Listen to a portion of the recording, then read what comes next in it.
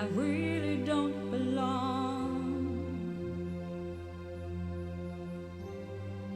I can't explain it. When I close my eyes, I see a strange reality. Am I dreaming? Or on the edge of remembering?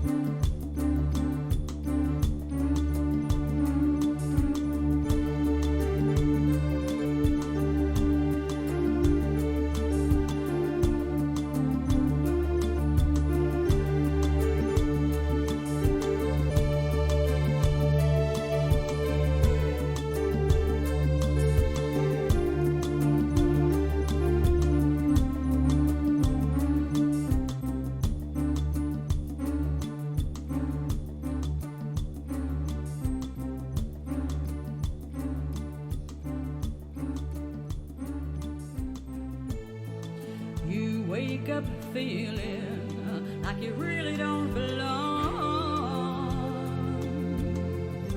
You can't explain it, that when you close your eyes you see familiarity.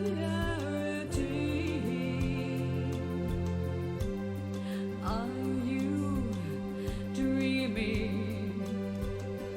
Or on the edge of remembering?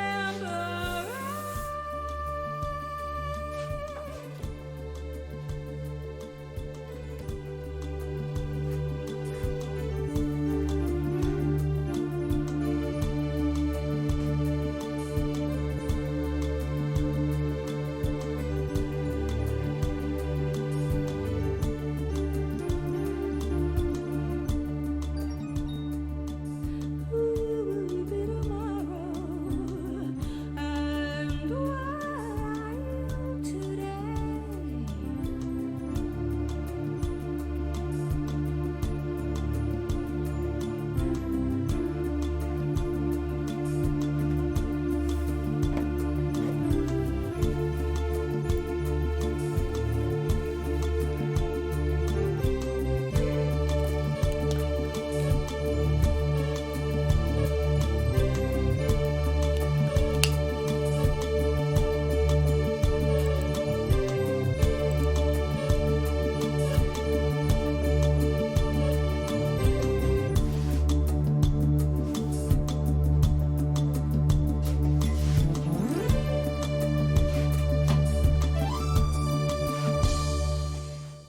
And let there be light.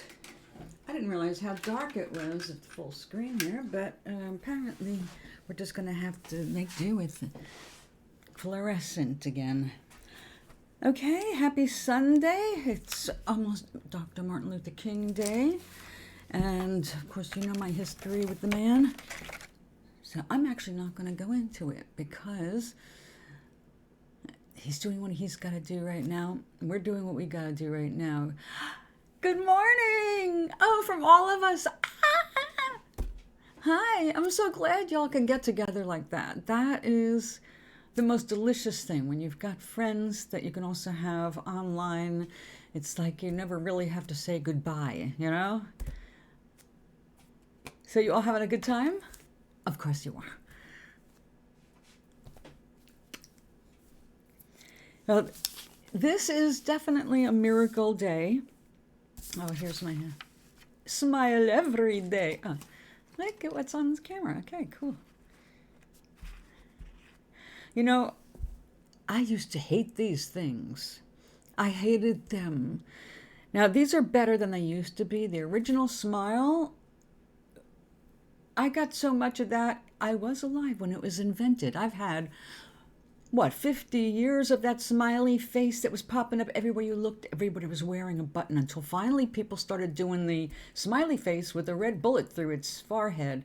And it was like, I get it. I mean, that is a gruesome image, right? You don't want to actually shoot a smiley face. That's definitely a negative affirmation, so to speak. But at the same time, after being inundated with these yellow stickers everywhere and buttons everywhere and billboards, I was like, I was ready to shoot one myself, at least with a paintball gun. But, of course that didn't happen. And then, I don't know, I guess then we got the smiley revolution, all the emoticons. And I, at first, was like, ugh, I thought we were past this. But then they started getting more and more creative, which was better. And then, of course, because I need to communicate the way I do normally, with a little bit of flair here and there, I needed those little smiley things. And of course, the more intricate they are, the more fun I have with them. Like, this is my greeting. Welcome, welcome. And of course, we have to have the. Oh, I don't believe it. I cut myself again. It's this lamp. I think I keep doing it on. Oh, yeah, and sending love and hello and cups of tea, because how can I have my tea without you? You all have your tea or coffee? Let me just clean up my hand. So, now I have been working, or you ladies don't know, I guess, but the Seder does. I have been working on having another, or teaching people how to have a near-death experience while they're still just fine and in their bodies. Because I just recently discovered, much to my amazingly glorious excitement, discovered that the mind state that you reach during these pineal gland meditations, or also would be found, I believe, in tantric yoga, the energy that goes up, the bliss that is a result, this amazing lifting of all of your energy also is part of that result. Your body is physically changed. If you can reach that state as much as 4 days in a row, you can change your neuropathy. People are healing cancers. And this is being documented by the thousands now because of this scientist who has spent the last couple of decades, but especially the last 10 years, pushing people to hear what he's got to say. And I'm going to have to get a Band-Aid, my goodness gracious. Don't usually get it that badly. I have a little thin skin these days. The doctor is Dr. Joe Dispenza. Now, I have been, you weren't here yesterday, but I was talking about the 3 stages we have gone through that are bringing us to this understanding that energy informs matter, not matter informing energy. In other words, think about this for a second. Imagine the Kirlian photography. You know the energy pictures of a leaf? And you see the leaf glowing, and then you cut off a piece of the leaf, and it's still glowing in the outline where the leaf was. All this time, people have believed that that was the remaining discharged energy, basically like a ghost.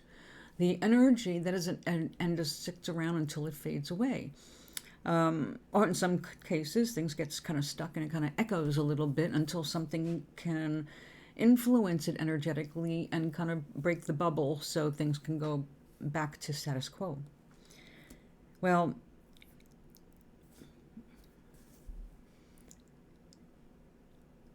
anyway, I just got distracted. I'm so sorry. I'm on a roll here, and then boom. I'm going to go get a Band-Aid so I don't have to deal with this particular distraction. But I know there's always distractions. Anyway, the 3 stages, that was it. The 3 stages started with Dr. Miss Louise Hay, with her I Can Do It attitude and teaching people to love themselves, because change begins with loving yourself. You can't change anything about yourself until you recognize the things that you don't like, we all know what we don't like, but we have to start changing that into why we like it, how it has actually benefited us in the long run, the lessons that we have learned from it, the changes that we can then accomplish and see our progress. But the number one thing is Louise Hay taught us that positive affirmations actually have an effect on our physical bodies. And the core of making this happen faster is to learn how to love yourself, to forgive yourself, and of course, in the process, to forgive others. If we can't move on to forgiveness, we're carrying around an extra weight that we don't need, and that just amplifies over time. The second one that came up to change it, now not the first, in this area, because before we had Abraham Hicks, we also had Seth. And Seth dictated many books, telling us about the nature of life, way beyond what most people were capable of hearing. Although I think now, if you went back and looked at some of the Seth books, you would probably go, oh yeah. Unfortunately, I think that there were interferences with that, and it's not all Seth. But there's a lot of stuff that's like completely consistent, and it's like, okay. Jane definitely was channeling stuff, and that's awesome. Then we had Emmanuel, dictated 3 books, very simple, very basic, but basically trying to tell people, what I've been trying to tell people is that we do not actually die. Death is an illusion. It's a painful one because we aren't in this dimension. But oh yeah, back to the Kirlian photography before I pop forward. The Kirlian photography, when you take that leaf away and you see that outline is what made that leaf what it was. And when a piece of it is gone, yeah, it adjusts. But the outline was there before the leaf. The outline was ready to be the leaf, not the other way. So this is so exciting. Okay, so Stage 2, we were able to hear more about our true nature through Abraham Hicks. It made it more attainable, a lesson, a teaching. Seth spoke like he was speaking to a group of scientists. And although some of it was easy to grasp, I'm sure that a lot of the general public found it too verbose for their tastes, and too out there. There just wasn't enough groundwork laid. But Louise Hay helped lay the groundwork, and then Abraham Hicks has laid further groundwork. Amazing stuff, and they've been saying the truth, but a lot of the stuff is like, okay, people haven't been ready for it. But now, Stage 3, people are reporting more and more. They're not feeling stupid or crazy for saying it, because now they're seeing other people say it. They're talking about their near-death experiences. And every near-death experience has so many things in common. And it's over and over. Our world is trying to tell everybody, the information's out there, but it's trying to tell everybody not to take this life so seriously. Don't take it so heavy. It is a heavy life. It is hard to get through, but we are influenced by thousands of years of teachings that are not supporting us anymore. As a matter of fact, they've been holding us back. And this is the break. This is the Aquarian age that so many people, the traditionalists, have been frightened of. But that's because they're losing their power of fear. By using the invisible to threaten your mental health, really, you're threatened with the idea of hell, of what's going to happen when your body falls away. It'll be all blackness or nothing, or terrors or hell, or if you're deserving for whatever reason, you'll get into heaven, where you get to walk around streets of gold holding a Bible. That's bullshit, and I think most people know that. But we've been brought up on fear, and fear is the enemy, and we have heard that again and again, but we really have a hard time with it. And I battle fear every day, and today I had a victory. And I didn't have a victory by myself. I had a victory because I've been searching, and I got the answer. And so I am definitely in a miracle mindset mood. And as soon as I go and get the Band-Aid and have a sip of tea, we will continue.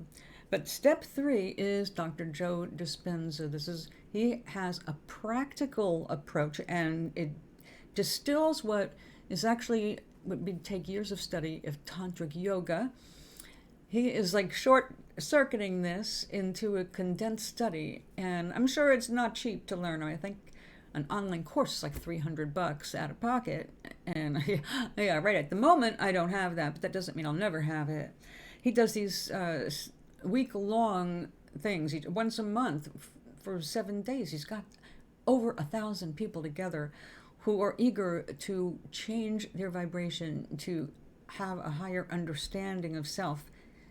It's mind-blowing what is happening as a result of these meditations.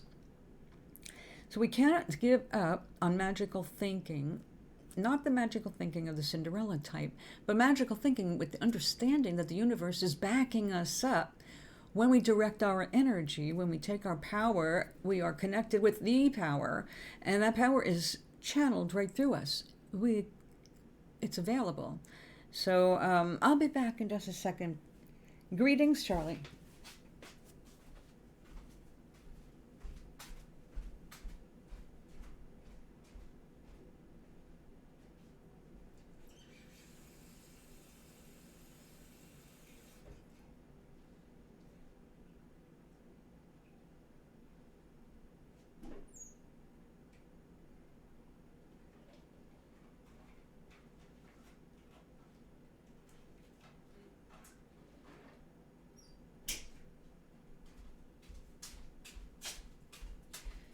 I really must figure out how I am cutting myself, or what I'm cutting myself on. I think I just found it. Who would have thunk it? The bottom of my lamp, which you can't see, but there's a bar that goes and holds up the lamp parts, and underneath it, it's like it's not really finished off. It's not smooth, and there is something actually. To touch it doesn't feel very sharp, but if you rub your thin skin against it, it will take it off. So I will have to address that later today, because I've had this happen so many times somewhere on my hand without putting it together, because I'm always in a rush when I'm moving the lamp. I didn't stop until just now to look at it. So how are you, Charlie? Let's get the greetings going before I continue the talk. I hope you're typing.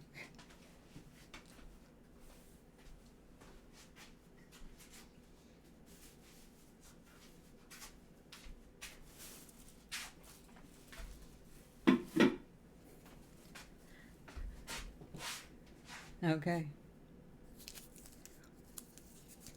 Oh, I was bad yesterday. I made a banana bread. I made a bunch of little banana bread, a little bit more cake-like with butter and an extra egg and all that. And I went and gave them to, the neighbors. But I had a little bit left over. It was too much for a dozen muffins, little cupcake muffins. So I poured it into like a brownie pan, and then I threw a handful of chocolate chips on it. But, banana bread is a little bit on the dry side anyway. I used butter and all that, but I really should have probably added a little extra because it's banana bread, not cake. It was really thin, so it was a little drier than it should have been, but the chocolate chips were really good. So last night, I had to take a pill and I had to have food, and I'm searching how much food do I need with this stupid pill? And it turned out like it wasn't even mentioned. It was like, well, you can take it with food or not.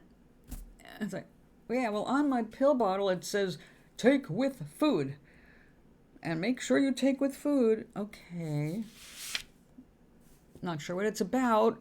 So I sat down and I took a bite of the banana cakelet, and it was like, oh, this is kind of dry. But I just discovered that the chocolate chips can be eaten out of it. So I basically took apart the rest of the cake last night and munched out all I just noticed that. I looked down and saw the waste left in its wake. Pieces of chocolate-free banana bread. Okay, I don't know why that's funny to me, but this is destructive to the cake. Okay, so while Charlie is typing, let me go on with part 3. So, what has happened is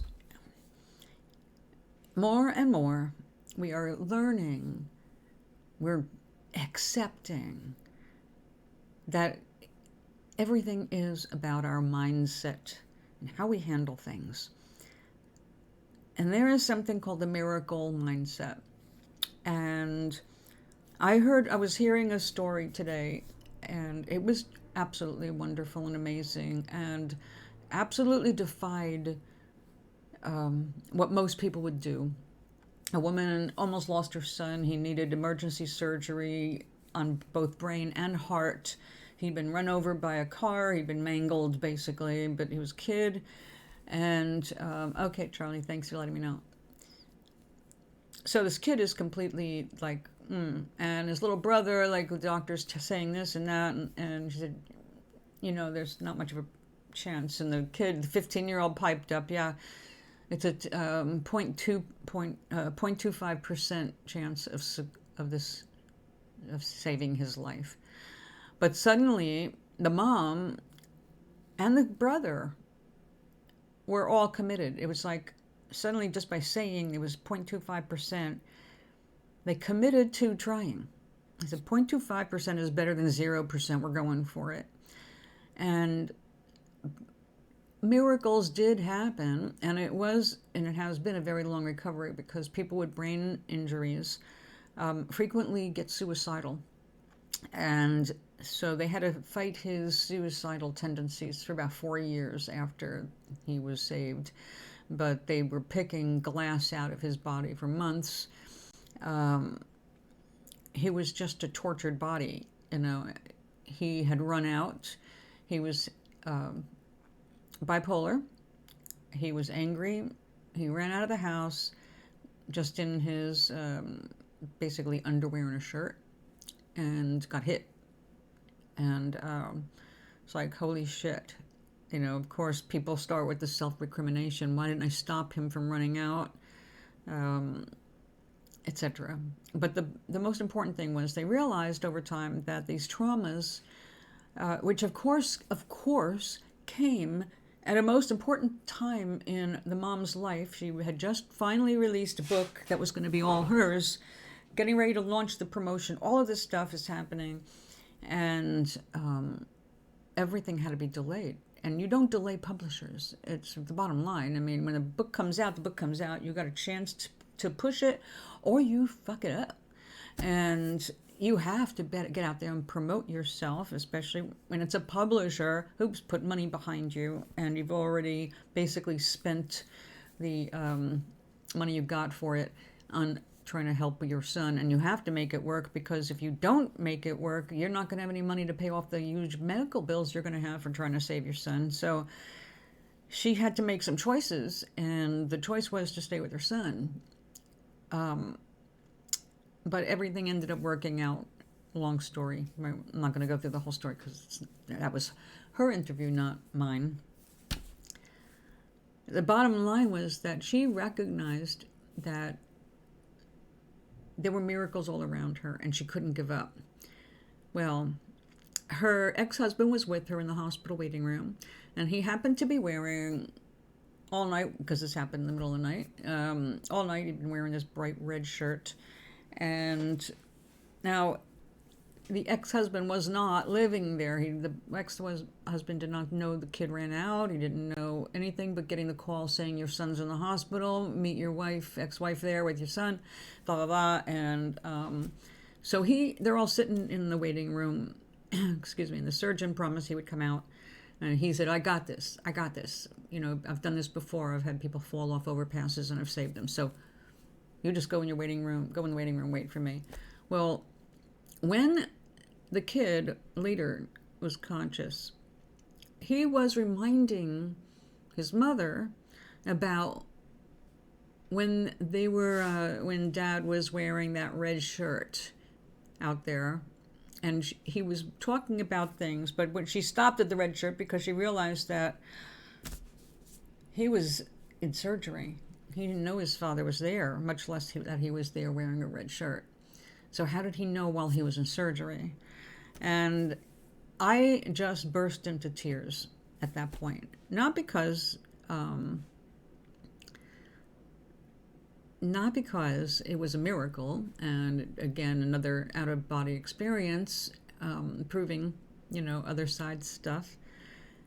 It was the reason I started crying was because it was my confirmation for what I was looking for, because I have been fighting the fear. Right now, I feel completely fearless, which is a miracle, believe me. I found out this week that and this is a big deal for me because, I have a hairline survival income at the moment. And I just found out that I'm going to lose that $95 that freaked me out last August. The $95 that was the COVID extra EBT funds, which means food money. And it's just food money. It doesn't go on anything else. It can't go on anything else. It's strictly food. But I need that $95 a month. And the last time this happened, or extra money was threatened, was August. And that was what gave birth to Toblerone. Because I lost 3 nights sleep over $95. And I thought, at my age, why am I freaking out over $95? That's not even $100. That's like nothing. I have had thousands of dollars. Why am I freaking out over this? It's like, because my income is so tight, that I squeak when I walk into the grocery store. It's like, no, can't spend it on that. I learned to relax more about that when I had that $95. Then suddenly it was like, guess what? Next month is your last one.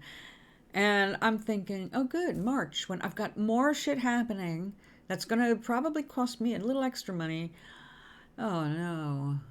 And I started to go there in that bad place. The fear started coming up. And, the fear that you have to deal with in this world is the stuff that you feel in your gut. When that comes up, it's saying, oh, right, this is an issue you have to deal with. You can't avoid it. It's not going away. So I'm like, all right, I know miracles are happening. I know things are changing for the better. I feel really good. I'm really happy. I'm doing what I love to do. Everything feels like I'm in the flow. And I do know shit happens to stop progress or try to stop progress sometimes. Right when you're getting ready to launch, you don't want to have, your wheels crack before you can take off down the runway. And that was what I was starting to feel like. And it stopped. I realized, right there, that was it. It was a reminder that the universe has my back. Because it was a near-death experience while being completely fine and awake that started all of this in 1999 in March. So March 8th March 8th will be an anniversary. So it's like, okay, But I've been seeing a lot of these near-death experiences lately. Now, first, because I've had this health scare recently. That's where the mind goes. Oh, I'm seeing all this stuff because I'm getting ready to cross over, and my friends over there don't want me to be afraid, but I'm not afraid. Death is actually, it's going home. So I'm not afraid of death. And I know that even if I have a suffering death, it's not going to be that long. I can get through it. It's not that at all. It is what I want to stay around a while. So I'm not afraid of death. I just would like to stick around longer. I've got some more stuff I want to do, and I'm really into that. And I also feel that even though my father said I don't have to tell anyone that we don't die, because when they die, they will find out like that they're not dead. They're just different. They're back to the familiar, where this is the foreign experience. And that's why we're so uncomfortable here, by the way. This is not our natural state. This is our animated state. It takes a lot to create this state. We need to have a lot of respect for it.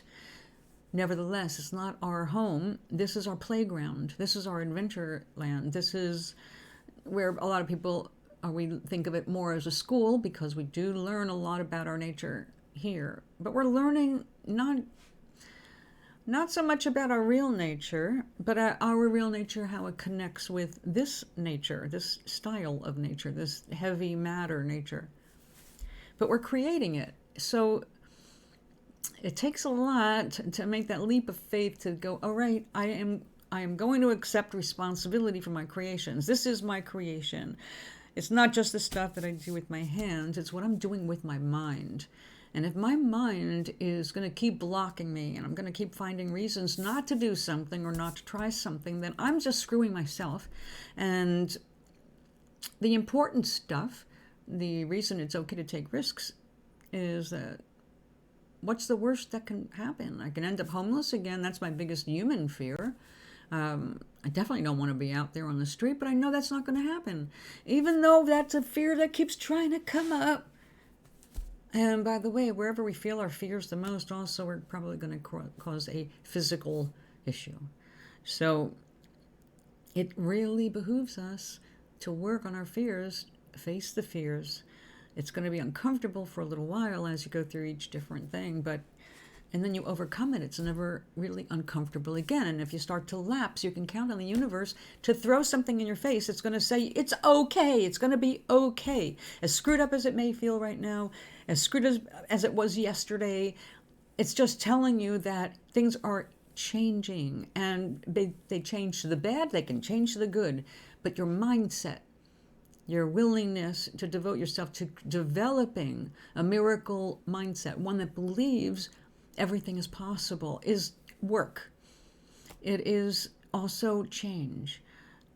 Because to feel worthy, because that's a human problem, to feel worthy of these changes, you do have to make some changes in your life. You'll know if you're doing something that's hurting you.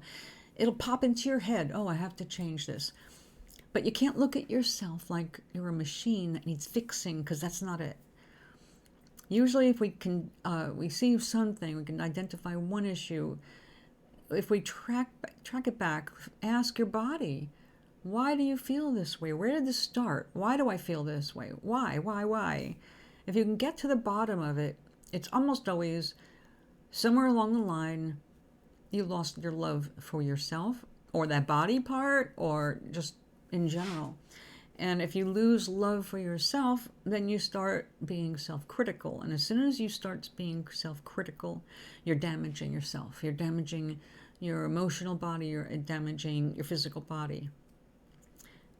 We have to remind ourselves that every thought, and we have thousands and thousands and thousands unbidden a day, much less deliberate ones, all of these thoughts are affirmations. And the nature of your thoughts are telling you if it's a positive or negative affirmation. But in any case, it is an affirmation. You're telling the universe, I'm okay with this. I'm saying it. I'm thinking it. There's the energy pattern. More, please. But your logical mind knows that you do not want more of any negative thought, of any self-destroying emotion. You do not want more of that. That's why you need to do the work. Find out why you have that feeling in the first place. Where did that come from? How can you work on getting rid of it? Smoothing it out. Old energetic memories. They're alive in the brain, but they're not alive in your life. Usually we are suffering as adults from things that happened when we were very young. And we can't go back and be those young people again, but the young person's still in our heart. So we have to learn to embrace that young person and say, okay, tell me what happened. I'm listening. I care about you. I see where you were really hurt. I'm going to cry with you. We'll cry together. And you get through it. You cry. I mean, you really sit there and you cry with you, for the old you. And then something beautiful comes of that. It's like a spiritual cleansing. The universe is applauding you, saying you did it. You found it. Now, you can move that out of your system. You can put it in a little box, decorate it, and say, okay, this is a little time of my life, and it's a small time, and now I'm putting it to sleep. I'll pay my respects to it, and now I move on. I don't have to go there anymore. Unless, you want to pay respects again some other time, things come up. It's like more than one thing happened when you were 7 years old. More than one thing happened when you were 10 years old. More than one thing happened when you went through puberty. Lots of things happened all around you. And they're all part of what influences you today. So until you work through them, or wherever they disrupted you, you have to work through it to change it. But once you do, and you can let it go, your energy rises. And that's what we're trying to do, is keep our energy light and high and rising. So how do we know which direction we're going? We know immediately by how we're feeling. We know before we do something that's bad for us or someone else. We feel it. We know there's a little voice in our head that just stops us just for a second. It goes, are you really sure you want to do this? If you get a voice that says, are you really sure you want to do this? Stop. Stop it. That's your little voice saying, double check your plan. Maybe you should just keep your mouth shut. Maybe you shouldn't do anything right there. Maybe you should, okay, maybe you should do the opposite. You'll get the right answer when you ask for it. Because we're little animals. And the younger we are, the more animal we still are. We're still learning about the world, and our brain is being stuffed with data and just from observing our environments, and that's a lot to navigate. So the younger we are, the more confusing it is, and the more it gets piled on us, and it's hard. It's hard being young. And what we don't want to see young people do is get themselves emotionally attached to sad and frightening things, because when you are young and you see things more innocently, less, less experience, right? You don't have the experience to look at something and go, oh yeah, I know that looks terrible on the surface, but I know it took all of this to make that happen, and all of this is happening to change it right now. But as a young person, you just see the thing, and it can be extremely painful. War, starvation, all of these things. Now, these are serious things, and they are really existing in our world, and it's wonderful if we can turn our thoughts to what can we do right now to help prevent more of this from happening. But if we're not solution oriented, it just turns inward, and it becomes almost like our own personal hell. And young people attach to these things too easily because they see it, they're affected by it. I was outraged by not poverty. I hadn't seen poverty at the tender age of 3 and 4. But I had heard all about hunger. My grandparents emigrated from Europe during the Holocaust years. I heard about hunger, and I had grandparents that migrated from East Coast to California during the Depression. So I heard the stories about hunger, and as a result, and then later on, one of my earliest books was the story of Johnny Appleseed. Well, listen, I was 4 years old, and I was planting every seed that came across my food. I was picking things out and putting them in napkins, and whenever I went to synagogue in the morning with my grandpa, or I got a chance to go get an ice cream with my mother or somebody else, it'd be like I'd be planting those seeds in the cracks of the sidewalks, having no idea that they weren't going to grow. But my idea in my head was, I'm going to make food for everybody. So, we get hooked on all kinds of things like that when we're young. But solution-oriented is the way to go, not, oh my God, I want off this planet. It sucks. It's horrible. I don't want to do anything with it. You must empower the young, because the young is the future, and the young is scared. And we can't let the young be so scared. It's just scary being alive, and we have to empower them so they know that they have and will have, as they get older, the tools to help make change in whatever area gets their interest. There are people out there right now who have been inspired to cook. And I love, like, this chef goes around over 1 million people. He has put food in their belly. His philosophy is very basic. Food. You put food in a stomach, they feel better, they're ready. They can go take on the day. They can approach their problems. They can go look for a job. They can sleep better. They got food in their belly. His attitude is very basic, and he has a few restaurants which apparently are extremely expensive to eat at, but they're also in extremely expensive areas where I'm sure it costs a fortune just to have a restaurant open. But he is collecting money, he's collecting donations, he's donating huge amounts of money himself. Everything about him is about raising money to feed the poor. How can I not love this man? And his kids, his daughters, are right there with them. They've been growing up in that atmosphere of providing food for people, and they are doing that. So we're all affected and attracted to different things because we're different entities, and we want to empathize in different areas. So there is nothing that you can do that's too small to help the world. Everything you do is affecting all the cosmic waves around you. You're part of the field. And this is the great advantage. This is the miracle mindset I'm trying to describe, is that you can't be separated from the field. You can't be separated because the field is what we call God or the universe. Whatever word works for you, we can't be separated from that. Therefore, there's nothing to fear about death, and there is nothing to fear about hell. It's going to all be exactly what you make it. Your thoughts are things. You are affecting your future right now and how you speak about it.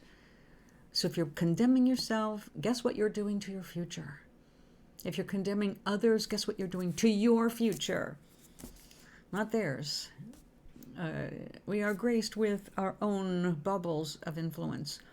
We can affect others, but we can't just, have a thought and just wipe out somebody. We're not X-Men, at least not in this dimension.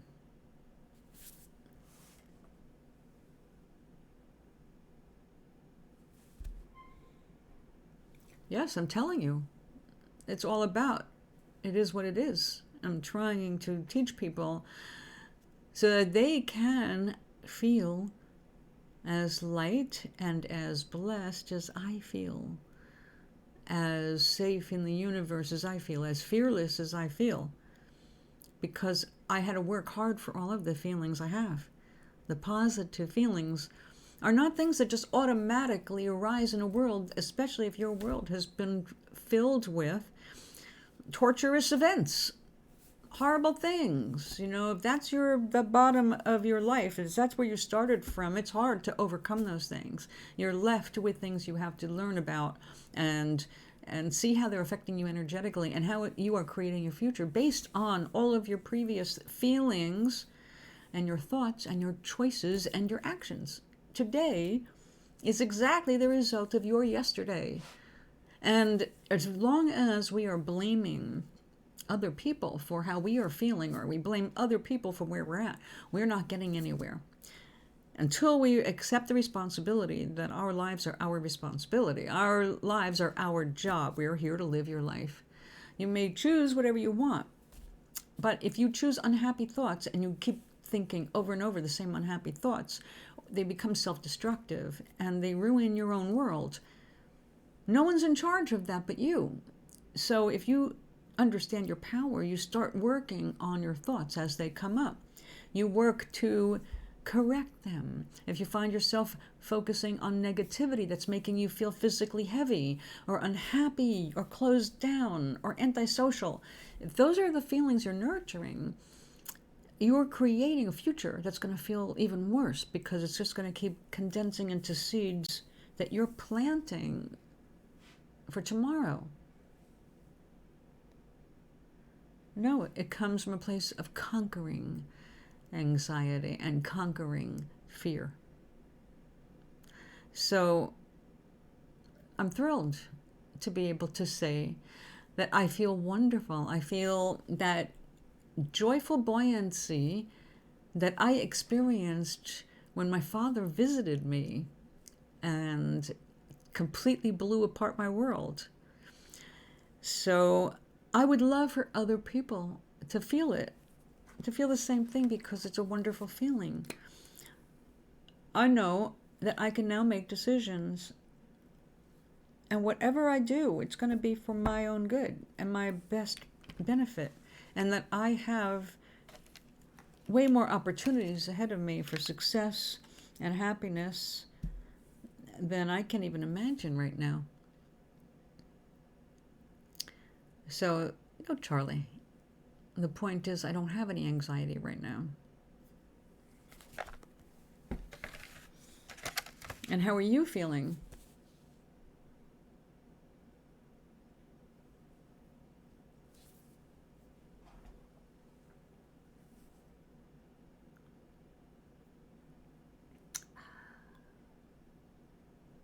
I am so grateful today that I started my day crying in gratitude. I know you feel limited? Yeah, you definitely need to work on having an unlimited mindset.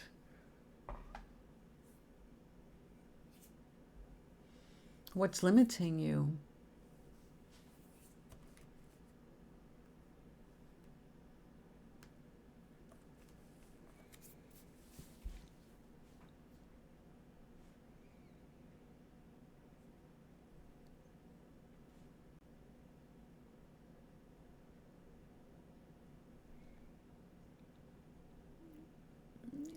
You're going to have to.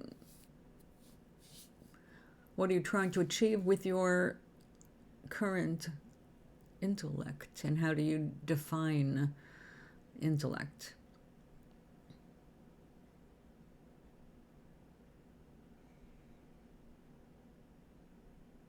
I'm sorry, the system is just two words that mean nothing to me. You've been working on the system, but have never once explained what the system is, what it's for, what it's about, how it's constructed, whose construction is it. If it's your own construction, you have 100% control over it. And therefore, if you're suffering from it, then you've created your own suffering. So back to square one.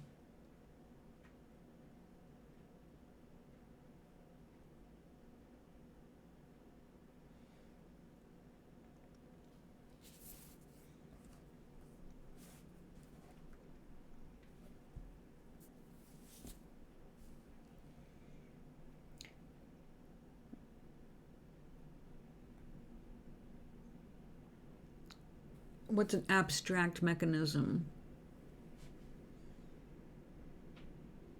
The first part makes sense. The capacity to calculate and project into the future the consequence of decisions. You mean you cannot imagine the consequences of your actions?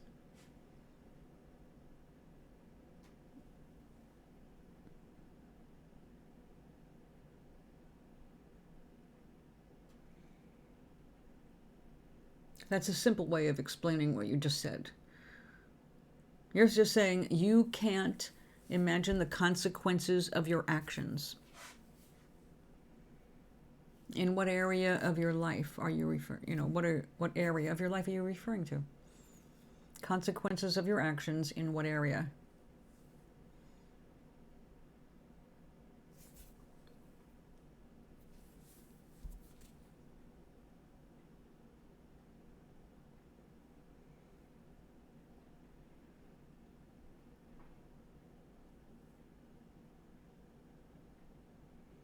Yeah.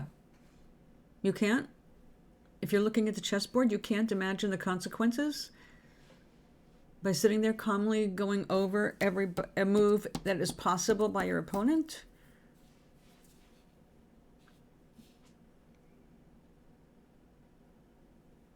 No, it takes thought. It takes sitting there and studying it. Yes, it does. And sometimes you're not going to see all of them and you'll lose the game. Is that what you're concerned of? That you do not see every single possible out when you're playing a game of chess?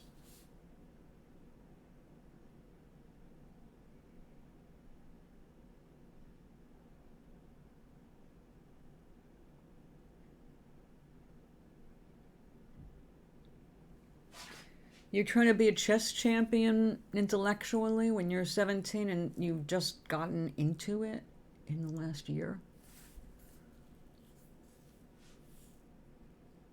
I mean, I want to know what your expectations are of yourself, because it sounds like you're expecting yourself to be capable of doing something that you haven't trained your brain to do yet. It's not a matter of not having the intellectual capacity. It's the matter of you haven't created the neurons yet. You're still learning. So keep learning, and eventually you will have greater access. Not everybody wants to play chess at all, much less better. And those who do devote themselves to playing better improve.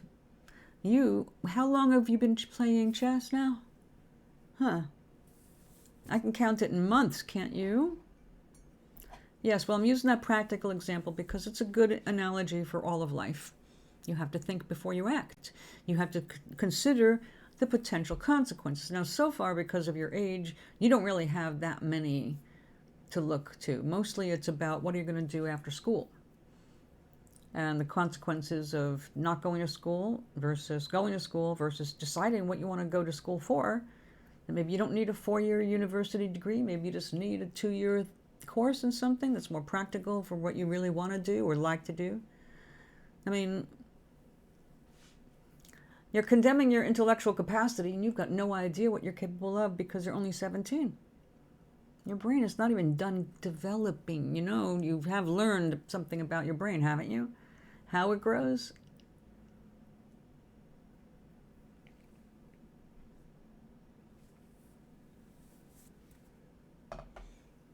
Your brain's not even going to be done growing until you're about 25, 26 years old. You've got a ways to go, Charlie. And if you're going to just bash your head against the wall because you can't see everything with perfect foresight, you don't have the experience yet, okay? That stuff's not in your data banks. And if you get so hard on yourself now, you're just going to torture yourself. And for what purpose?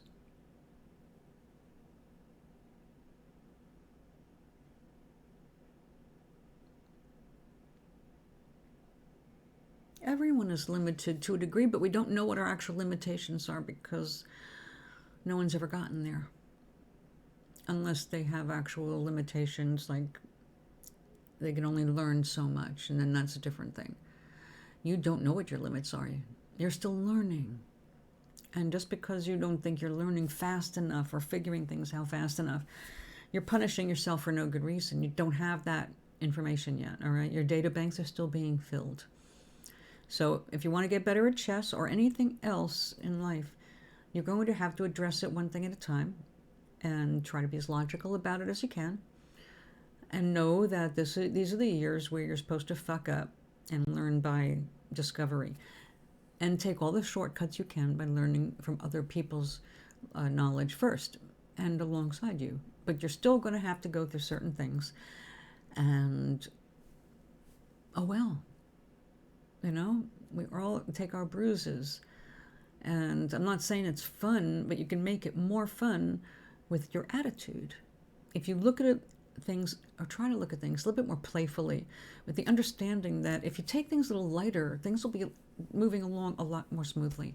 Not everything has to be elevated to a traumatic experience.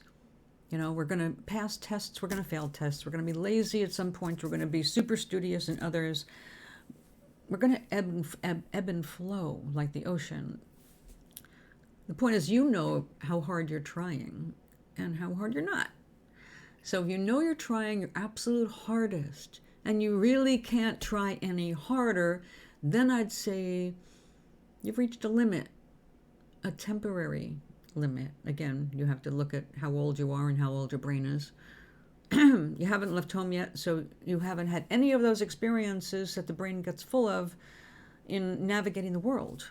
You're still navigating your high school and internet. You haven't been out there yet, so don't take life so seriously. In the end, you will accomplish what you came here to accomplish. You just keep moving in the direction of your feelings. If you feel like something is bad to do, don't do it. If you feel like something is pushing you to do it, yes, do it. Unless you have a brain problem where you're impulsive and you need to know not to do things just because you have the impulse to do them. That is something we learn as we get older. Impulse control. And that's something that is not immediately there. So we practice impulse control. But the fact is, for 99% of people or more, there is a veil, there is a filter where you have just a split second to make a decision this way or that way. And you have to go by your feeling, which is the best one for you in that moment. Now, that move might not be the right move the next day, but in that moment, when you were called to act in a certain way, that's when you have to act, because it'll work out better in the long run. The universe is trying to direct you.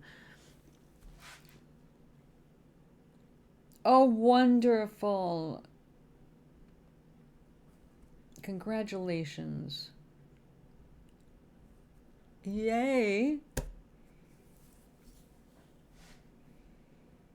And now the more you use it, the more comfortable it's going to get to use, because it's going to wear in the direction of the slant of your hand and the pressure of your hand. So it's going to be uniquely your pen, and it will not be comfortable for anybody else to use.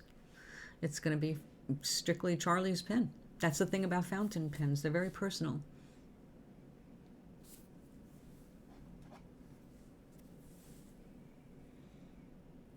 So cool. Yeah, I thought you would. I kind of liked that about my fountain pens too. I gave up using fountain pens when I started using different kinds of inks. I would not go through a fountain pen, and I liked the inks more because they were more flexible. I could use them in my art as well as writing. So I used a dip pen for writing, which was sloppy and slow, I will confess. But I was using the dip pens for art anyway. So I never really got the hang of like calligraphy or being really good at that. I made a few nice little flourishes here and there, but illumination would not be my forte. But it is tempting to play more. Oh yeah, we almost ran this out. Here, let's run it out. I'm trying to run through all of these so I can throw them away and not replace them. These all have various degrees of feeling nice flow. When I got my first gel pens, they were literally, it even said, the cheapest ones made.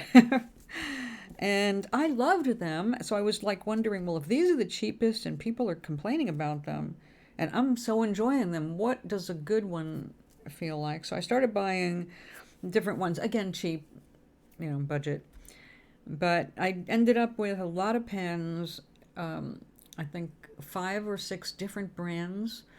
And and all of them were cheap. None of them were the good ones that were advertised, that like this one I love, a jelly whatever. It's like a jelly roll pen. It's like, oh yeah, I'd like to try that sometime. But I decided against investing anymore because of the mica. I love the mica. It's just that anything I do aside from coloring, if I really like it, it's not reproducible so that I can offer it up for turning into other things like on Zazzle. So, I'm learning. I decided against them for the mica, but also because they're not refillable. And I do not like the repeated waste. I know that all this stuff's going to end up in the landfill because they're not recycling it. And that bothers me. So when they're done, they're done. I'll have more room on my shelf for more supplies that do fit the bill here. So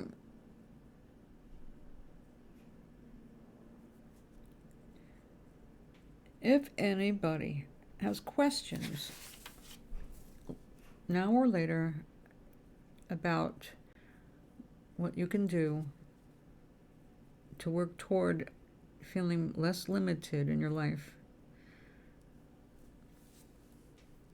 then ask, and I will try to guide you toward more information that can help you feel less limited.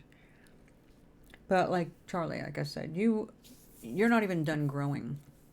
So try to remove the word limited intellect. Just take that out of your head.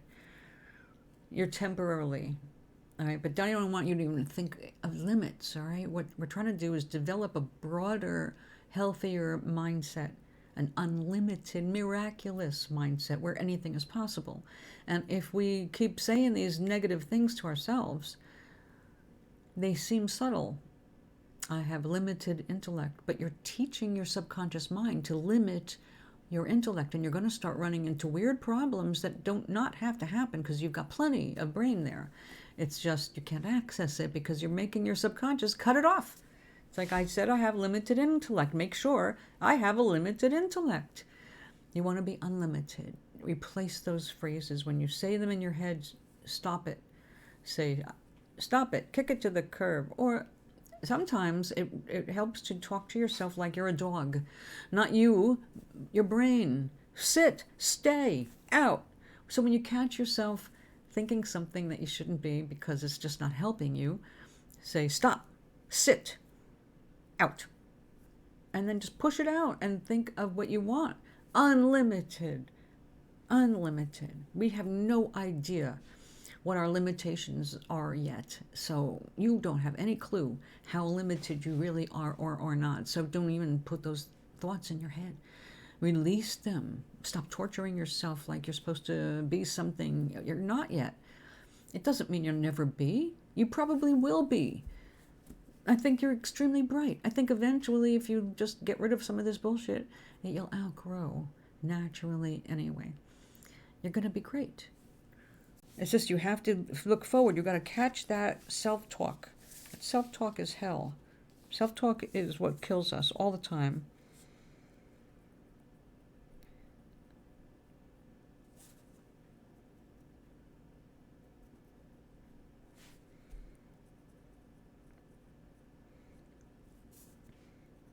Oh, now for a much lighter subject, because we do want to stay light, remember? Hope. But, Charlie, I'm just going to point this out one last time. You are already taking steps to broaden your horizons and improve your brain. Every time you learn something new, you create a new synapse in the brain, and repeating it over and over makes it stronger and stronger, and they gang up together and they work together. So learn more about the brain to soothe your concerns about your growth. You will love watching those videos, and you'll learn so much about how the brain is learning. Put yourself at ease. You're doing great. Just stop it. You'll do great, really great, if you stop punishing yourself and looking for ways to fuck yourself up. You know when you're being pushed to do something.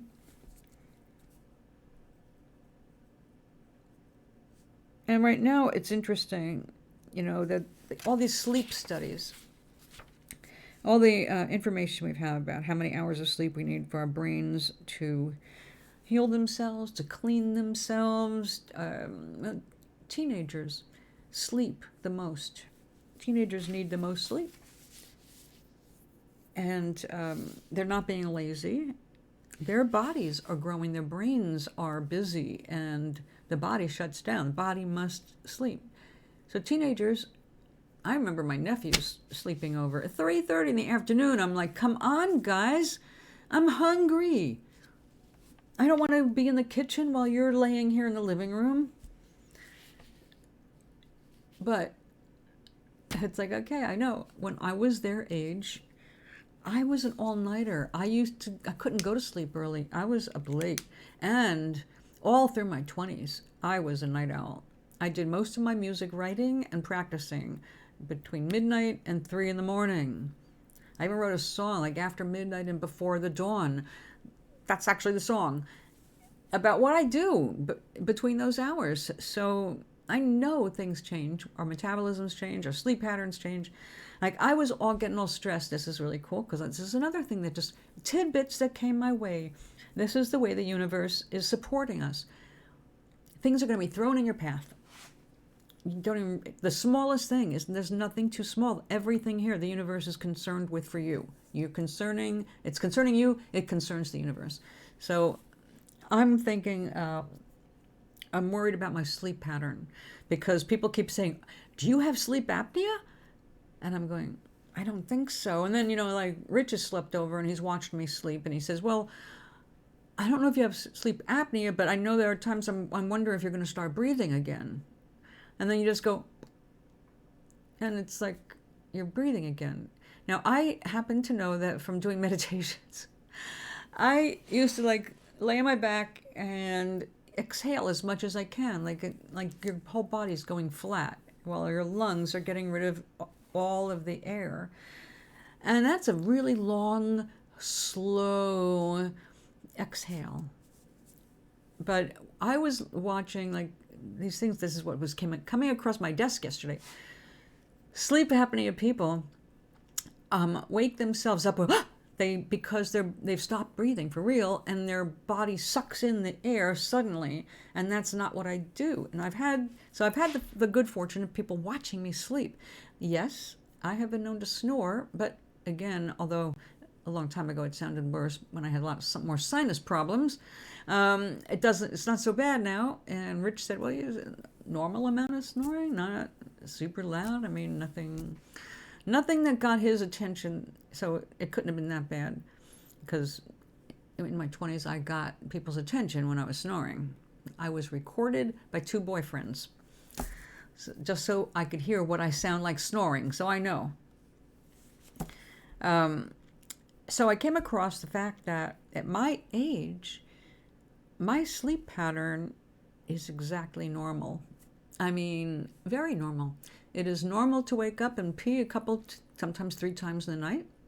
It's also normal to adjust the body without it meaning that you're having a terrible night's sleep.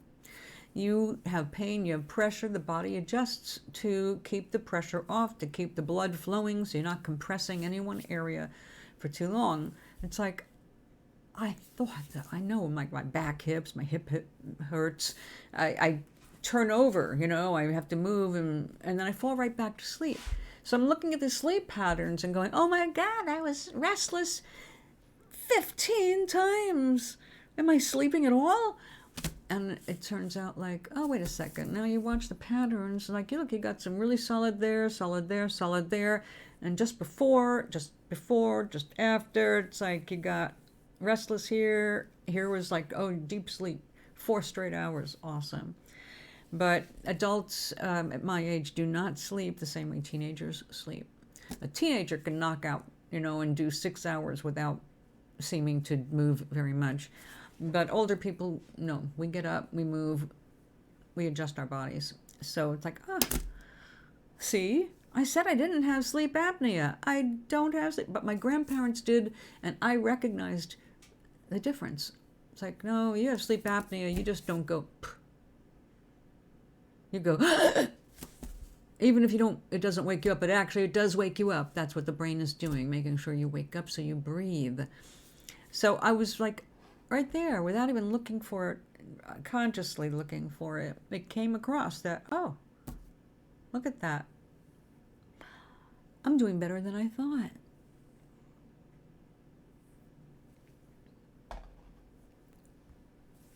So, yeah, catch those thoughts, turn them around, take some work, but the more you do it, like I said yesterday, it's like a game of whack-a-mole. You're not going to ever be done. It's going to be a thing. Just look at it as a thing. To move forward, to create a miracle mindset, to keep your positive vibes up, you got to let things pass. And catch them when they happen, bop them back down, bop them out of the way. If it's something not boppable, that means it's something you need to deal with, so sit there and deal with it. Once it's done, you've dealt with it, you don't have to go through that shit again. All the emotion is out of it. Can't hurt you anymore. So there's a lot of wonderful things we can do for ourselves just in the course of every single day, just in our minds, that we don't think about normally. You start catching yourself, you go, oh, I didn't realize until now. I think like that a lot. I'm afraid a lot, or I've got anxiety coming up about this, that, and the other. I didn't know I had that much anxiety. And my only concern now is how am I going to get my medical marijuana license?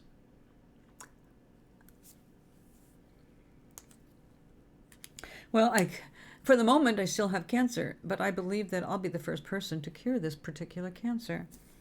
I might not even be the first one because, like I said, over 1,000 people a month are getting cured of something.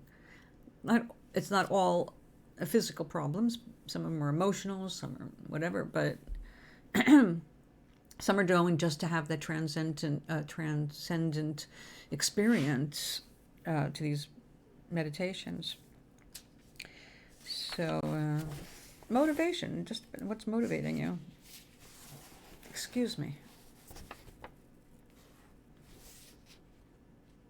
Now, of course, if I really wanted marijuana, that's not a problem.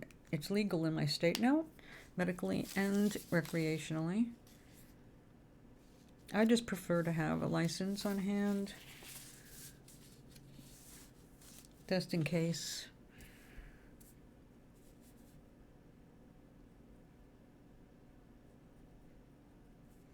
Like if you cross a state line where they have medical but not recreational, and you get stopped and searched, or they can smell it and they search, you're less likely to have a problem if you've got your license on you, showing that you're allowed to carry. The truth is, though, I'm licensed, mostly, basically licensed. It's legal, blah, blah, blah. I just don't carry it. If I go out, I do not carry drugs on me. It seems like a stupid idea.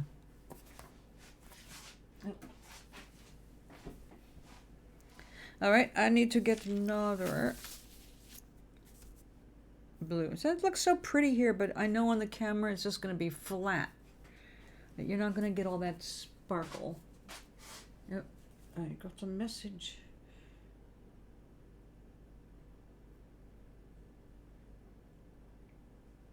Oh, have a good stream. Ekai. Pen. What do we have? Blue. We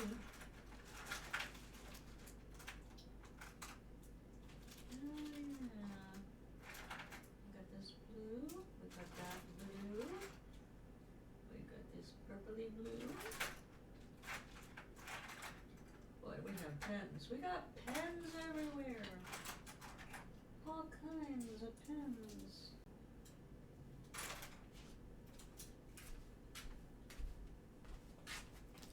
Look at that. I wonder if I could find a blue.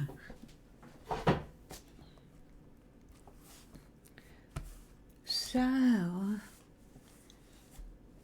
one of the things I really love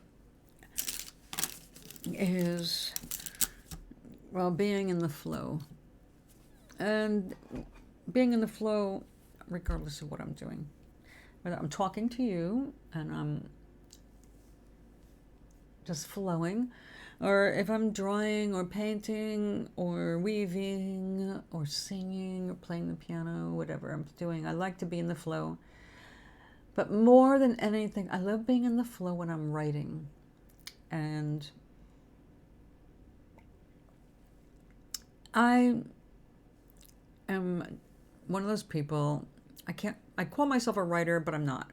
I think of a writer as someone who writes most days, writes something. But I have become, since starting these shows, I've become more of a speaker than a writer. And although I have written, 2 books since I started the shows, I was reminded this morning, actually, of when the first book came out.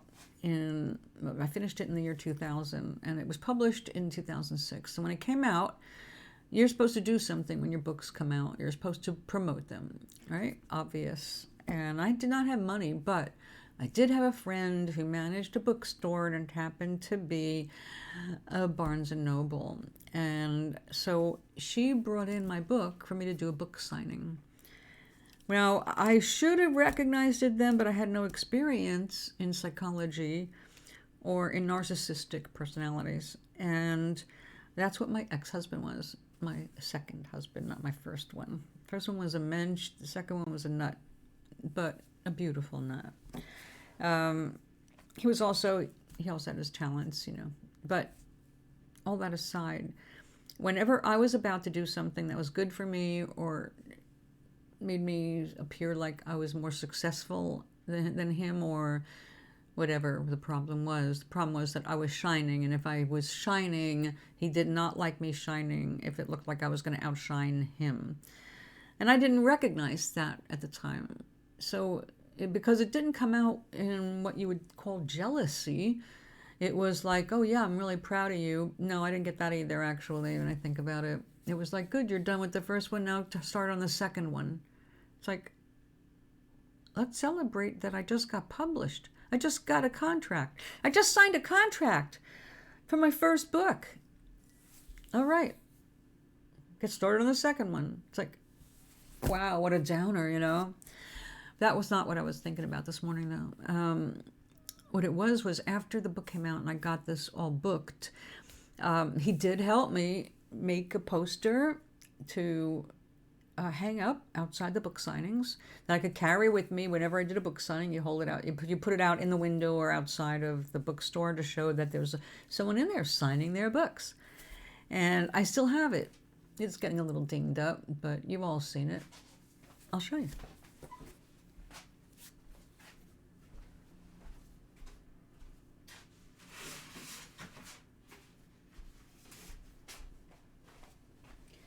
This was the original book cover. My ideas, and my ex was an artist, and we composed it on the computer, and then we also composed this. So picture me. I'll picture my book cover. And a picture of me. Book signing today. I never got to hang it out outside the bookstore because that's when my husband decided to completely go off his nut. And, he really did go off his nut. Let's see. He would do anything to prevent me from going anywhere. And all this was, for me, was a drive about an hour and a half away, which I love driving, so it was fine. We were in North Carolina. The bookshop was in Spartanburg, South Carolina. So I found him rolling around in the driveway in his underwear. I'm at the beach, because I told him something about the beach. So that's the kind of thing I was confronted with. Every time I got close to doing something for my own success, I had a husband who would find a way to take my mind off myself and my own projects. And it was consistent. I mean, if I went to a party, he was looking for me by 9 p.m. Why aren't you home? I'm just with the ladies up the road. I have a headache. I have a something. So it was a lot of that kind of thing. So, at first, when it first started, that kind of a reaction to my success, because I hadn't tried to be successful until that point, once we settled down in the country. I wasn't expecting that kind of a thing to happen, but how could I leave him alone if he was suicidal? You know what I mean? So that's basically what he held over my head every time I was going to go away. When I would go through it, it's like, I have to go. I have to make some money for us because you're not working. I have to go to New York and I have to make this money. or I have to go to Connecticut or Massachusetts. I have to go and make some money. I can't make it here in the country in North Carolina. And every time I went away, and just for a few days, to 11 days, I think was the longest I stayed away, I'd come back to a disaster. I think the only reason that the animals were still all fed and alive was because he actually liked them. But aside from that, it would be like, oh, great, I come home from this trip, and now the first thing I've got to do is clean everything and catch up with laundry and grocery shopping and clean the stove and the counters and all. You get the picture? So I could not really move forward, and I started getting, of course, angry and resentful. And he just got worse and worse until finally, as we know, it turned into a very abusive relationship and finally divorce. Now, as horrible as that divorce was, you have heard me say at least a few times, that was the best thing that ever happened to me. Everything important is happening now. That's what it feels like. I feel so free and so buoyant that there's nothing about him that can bring me down. But when I was hearing about this other woman's story about how she had put her book release on hold and how it jeopardized her career, and what had happened to like the novel that she wrote before that, and I was like, oh my God, this is so much like my own history. Different circumstances, but the same results for the same kind of thing, writing a book. And then it disappears, or it's stolen, or someone ends up owning all the rights, and you end up with nothing. So many different things, were like, oh, wow. And then the universe made sure. Now, I didn't look up this interview, by the way, that I just happened to cross my desktop because I've been looking at this kind of thing, but I never heard of this person before. And it was just really cool to see. She learned that her hard times were helping her now in making decisions that were more trusting, more miracle-minded, and because it was either you trust or you give up completely. And there's a part of you that's got to kind of get hard like a stone, saying, I'm not giving up. Nothing can make me give up. I know if I stay with this, it's going to work. But I can't give up. That's the key right there. I've got something good. I can't give up. So when you have a great idea or anything like that, it's pretty vital for you not to give up. You have to make yourself strong. You have to look for the encouragement. And when you ask the universe, is this the right thing to do? You'll get the answers. They're going to be in your face and fast. This is the thing. I hate when they have all these videos like, oh, do this and you'll be rich quick and faster than you believe. You'll be multimillionaire.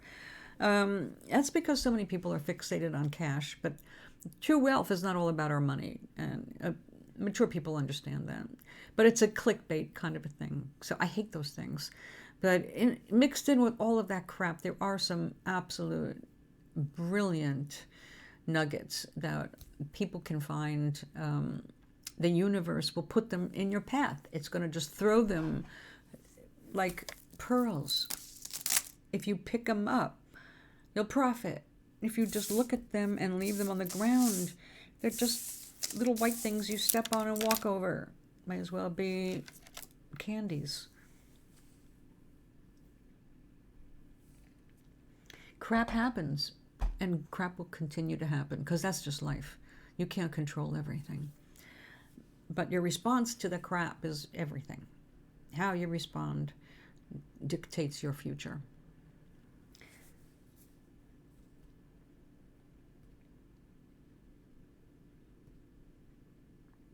Oh, I lost my chat there. There we go. Okay, now these are not all created equal. We've got some dark, we've got some... Now this is where I did find some cheap ones are kind of muddy. And when they were talking about dirty ink, I know what they're talking about. It is kind of dirty ink, but it's not dirt, I don't think. It's like when they're trying to create a color, you look at this blue, and that's not the real color. the blue started off more like this, like a sky blue, a cyan, or, well, I guess that's got a lot of white in it. It's just a blue, just your regular blue. And then you have to add white and black. And that's what creates your different shades. And sometimes they don't get the black right. So that can be a problem. It's also possible that in these factories where these things are ultra cheap, they are making the ends meet, They're taking a little bit of this and it's like, oh, well, just put it in there. So that means that from the same company, this blue will probably be a different blue. There will be something off about it. Companies that that use quality control do color matching constantly so that every batch is as identical as possible. They also do, that's even in addition to weighing and measuring all of the stuff that goes into a formula. You still have to color check. Of course, with computers now, there's a lot of improvement. A lot of things are much easier than they used to be. Okay, that is it's a different blue, but it's close enough to stand in. It's actually got a little bit more green in it than this blue.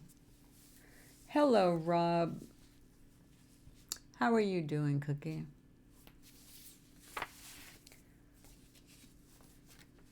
It's Sunday. Do we have another chapter to report?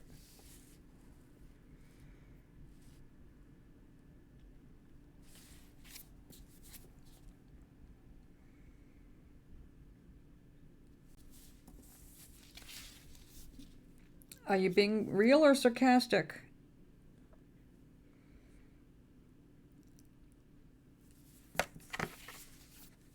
Let me open my notes. Uh-oh. All right. The Maria report. What do we do about a problem like Maria?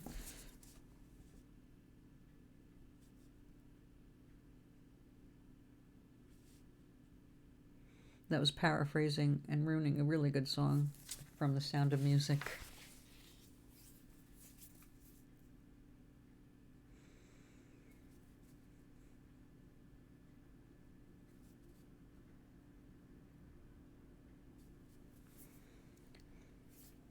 How do we solve a problem like Maria?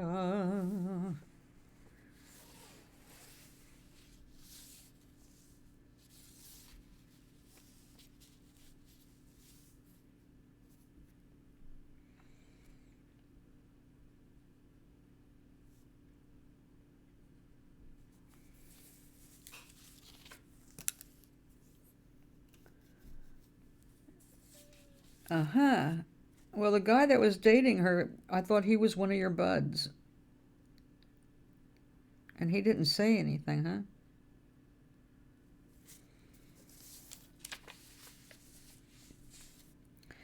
huh? Okay.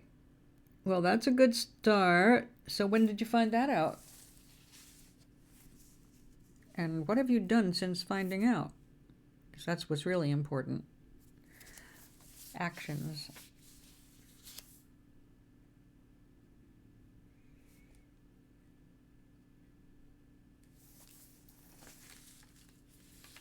Oh, okay. So, what did you say? Good. I want to date her. Do you mind if I date her? Did you talk to him about it?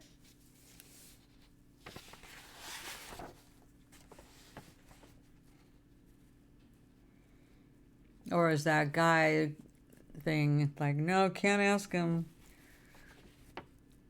Now I don't know what to do. Okay, no, I know you're still typing, so I'll wait.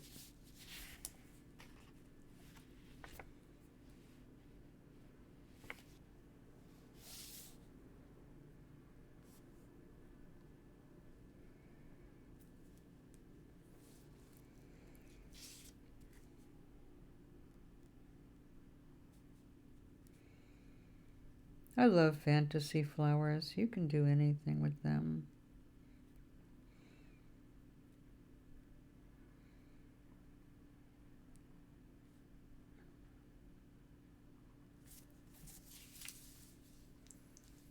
I don't know.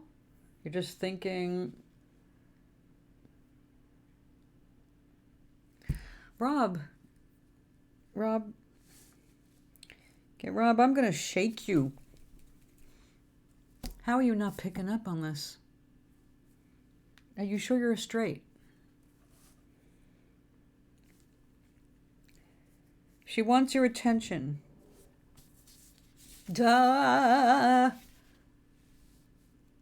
Then ask her out for a date like you're straight. Stop beating around the bush.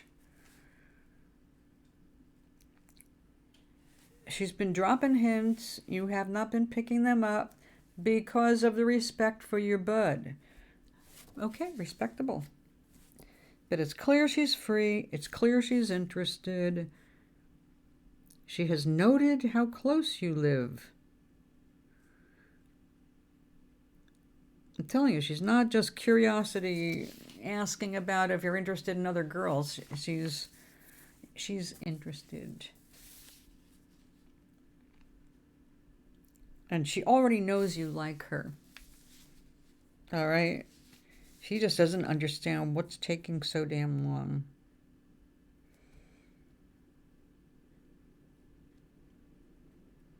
Said, I think it's me, but he's not saying.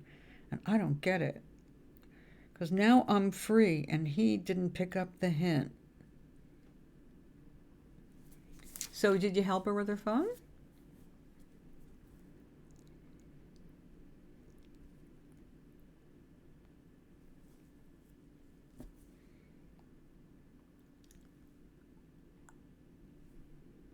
And?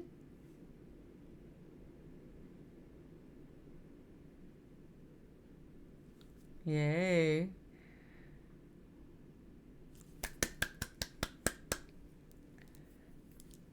Congratulations.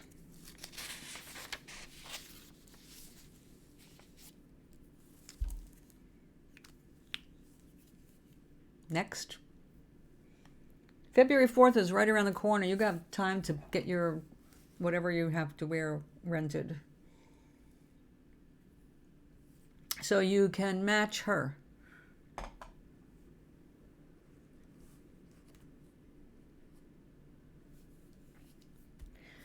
Stop living in the past. If you blasted her to the moon and there's no way, she's not around and she can't embarrass you or anything like that, what are you going to do about this one?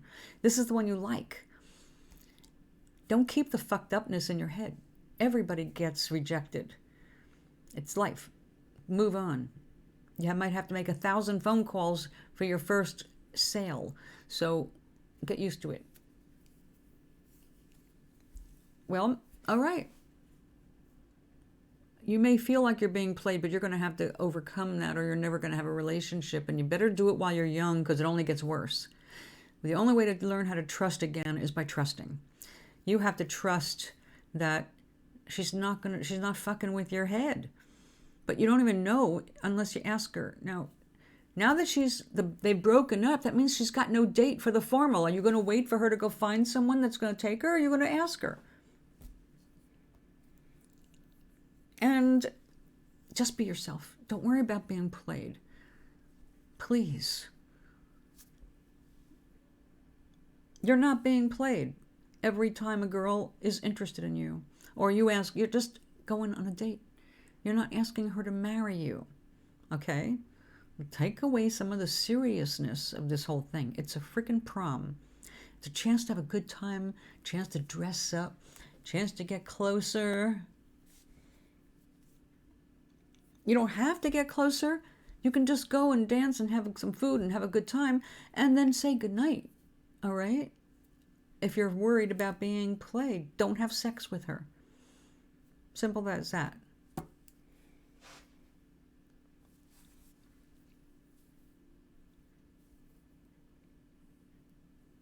Rob, you were doing so good before.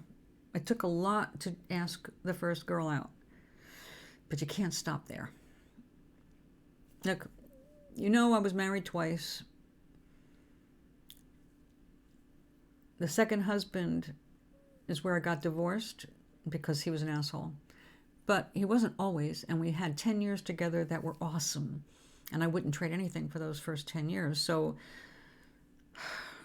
relationships are always changing. They're always evolving, hopefully as closer together. But there's no guarantee. And you can't even get started and you can't ask the first question until you at least go out on the first date.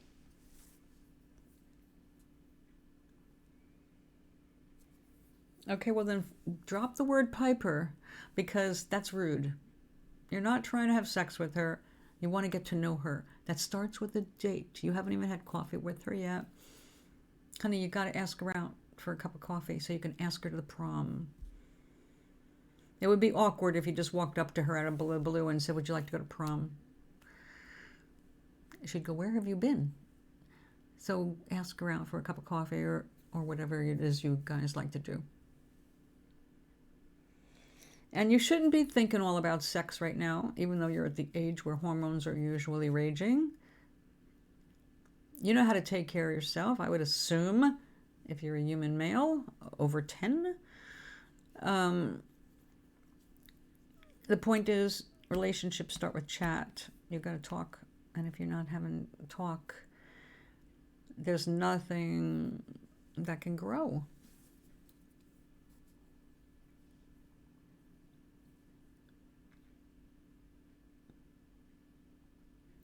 Yeah, no, look, you take care of yourself. You focus on the external, but that's not all women want, all right? Those are just the basics everybody wants. Good hygiene, good grades if you're in school, good health, all right? Everybody's attracted to people who are healthy. But women are not interested just in your body. They want to know you got a personality. They want to know what you're about. What are your morals like? What is it you're striving for? Who are you? It's not just who you are on the outside. Everybody can see that. They don't need a resume that says, I take care of myself. I pay attention to my body. I brush my teeth. I floss my teeth. I'm clean. I smell good. Well, that's great. And other women who observe you will probably agree. Hey, he's clean. But that's not how we think. Women do not walk around saying, oh yeah, he's clean. He's buff. You might appreciate that from a distance, but if the guy doesn't have something going on in his head, he quickly becomes boring. No other interests except the physical? Boring. How long can you talk about your workout? The thing that you have in common with her is a good thing because you can talk about that. You have something in common already. Start there. But don't think about yourself as just a clean male, honey. You got to be a personality. No one cares past that you did the basic stuff that a good person does. We like clean people. We like women who are clean. We like men who are clean. Cleanliness is awesome. That's why they said cleanliness is next to godliness. You're less likely to develop diseases if you're clean. It's no guarantee, though. So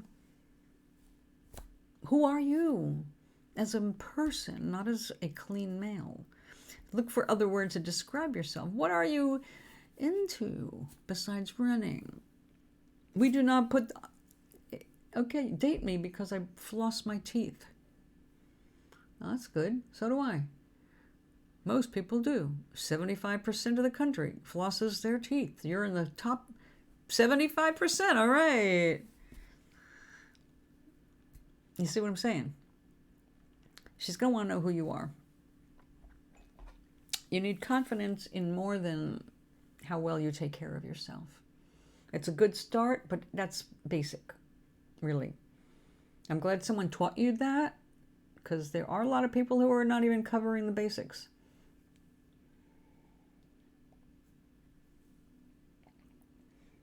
Yeah, see, that's an accomplishment. You've got something to talk about with her. Congratulations, man. That's freaking awesome. I could never do anything like that. And I'm not like just self-negative stuff. I know my physical body and my age. I'm never running a marathon. It's also not high up my desirable things to do list. But this is your life right now. But when you go out on a date, you have to talk about things. So you can talk about that because she is a runner. You have that in common. You can run together. You need to invite her to share a common experience, and you need to do it fast. You have no time to waste. The prom's around the corner. You need time. This is going to be a whirlwind courtship if you want her to be your date for the prom. I mean, you want to go, right? Yeah, you've got good talking points. But when you're talking with her, you're not going to point out, hey, I floss. Clean mouth, clean face. Honey, that's not what you talk about when you go out.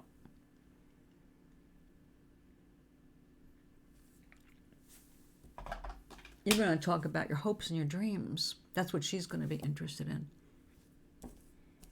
What are your hopes? What are your dreams?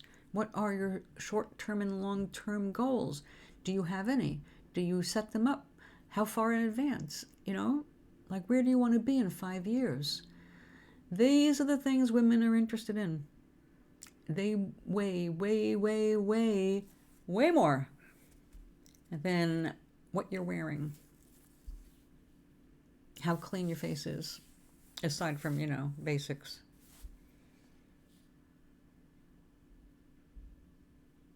Well, yeah.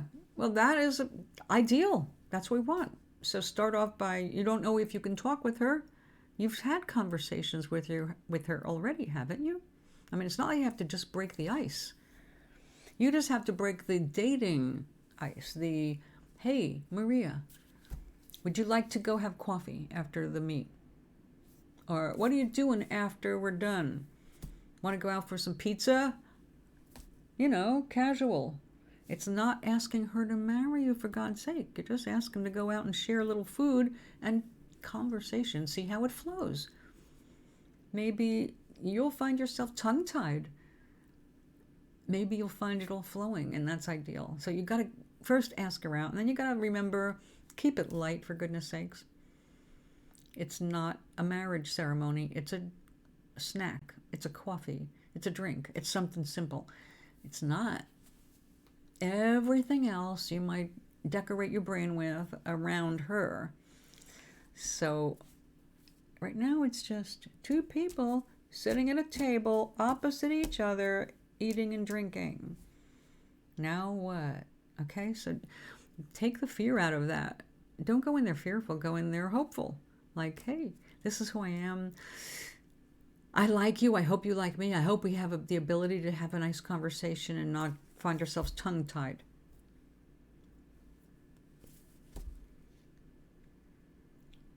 You don't have time to waste. Prom, remember? You have to find a way to talk to her and ask her out for something simple first. You have to lay some groundwork. You can't just ask someone, hey, would you like to go to the prom? I know we've never once dated and we've got no idea how much we can actually talk, but let's go anyway. I mean, you can do that, and some women will go for that.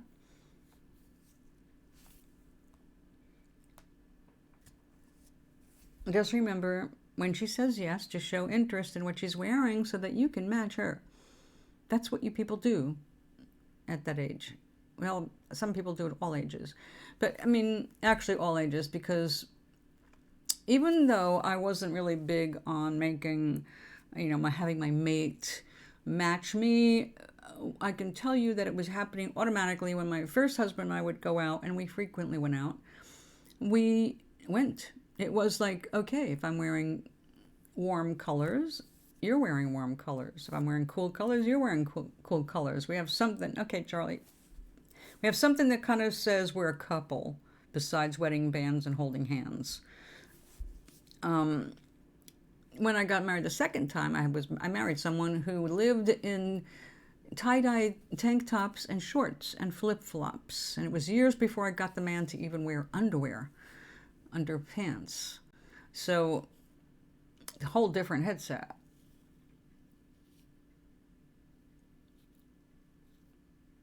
The flowers are crazy? What do you mean? Where did flowers come up in here?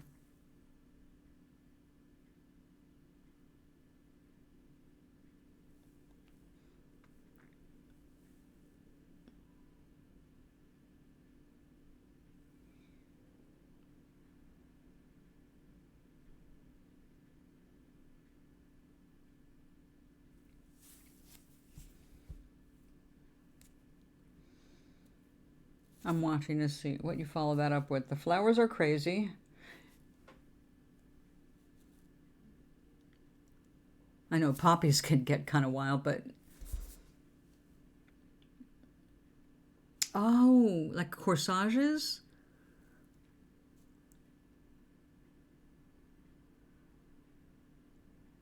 Ah. Okay, so you know what to do. There's no mystery here. You know all of the steps you need to take.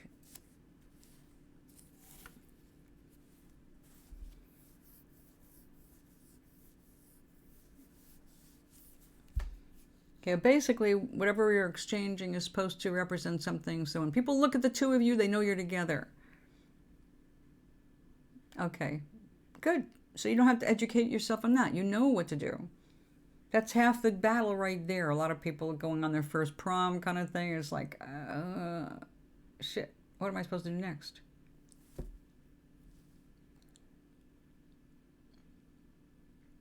Sophomore, I thought you were older than that. I thought you were 17. Then you told Charlie a lie.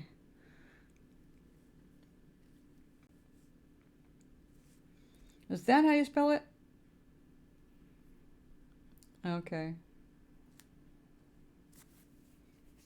I know sophomoric. You don't want to be sophomoric. Okay, anyway, Rob.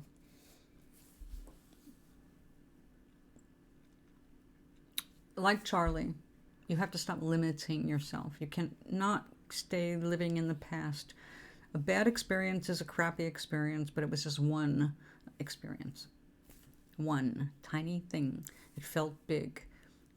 But you overcome that and you put it in its place. You have to clear the slate, otherwise nobody else will be able to write on it without their feelings being influenced by everything that came before. That's not fair. If you can't see a person clearly, I mean, you're learning all along. Yeah, you're just a kid. You got the same problem Charlie has. You have great expectations of other people and even yourself, but you still have a long way to go, and you're too hard on yourself, and you're too hard on other people. You got to let them go. So you feel played. It didn't work out the first time. You're at that age. It's experimental, and people don't know who they are. They're still figuring it out. Girls, too. I can just tell you there's certain things about girls that are kind of like across the board. It's not all about how you look. It is important that you take care of yourself. Absolutely. Nobody wants to go out with someone who is slovenly, who clearly smells or is unkempt, looks like they've slept in their clothes. You know, we don't want all of that. But girls are interested in what you are thinking about. Oh God, I've heard so many girls say, "What are you thinking about? What are you thinking? What are you thinking?" Because nobody can read our minds. We have to express out loud. What problem is elevated? Here we go. We're not going to have a contest of whose problem is worse. You both are suffering from one basic problem. You're teenagers.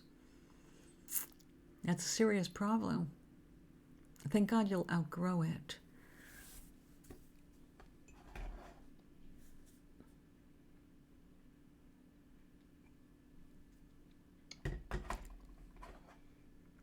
I was glad not to be a teenager anymore.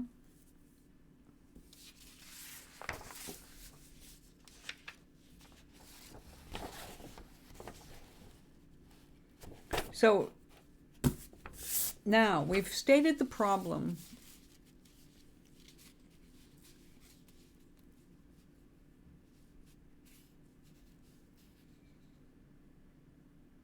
There you go. But first ask her. You don't ask her until you have her sitting at a table with you. You don't walk up to someone and say that. That makes no sense. You wait until you're together. What are you thinking about? If they go silent, that's when you ask someone. It's like they're not talking. And you wonder what they're thinking. What are you thinking about? That can be even cute. and you're showing an interest in them. That's definitely what you want to show. Male or female, you want to feel like the person you're with is interested in you, right? You don't want to be there with a mannequin. You can use a stuffed animal if you really don't care. So you're making it so that you're able to get out there. You look good. Be confident. Nothing's going to change until you ask her out. Make it simple. At 16, I'm not going to recommend coffee, but I'm sure that there's something you can do together that would make sense. And once you're alone, you can ask if she stops talking. Again, there's a reason for asking these things. The timing is everything. A 6-mile run, it's too easy? Well, that's something to talk about with her then, isn't it? Maria, what do you think about this run? Ask her opinion.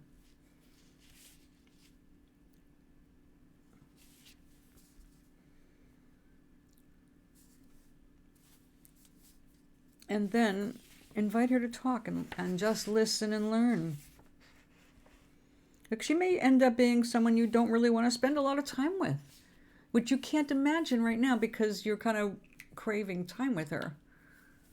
So, you know,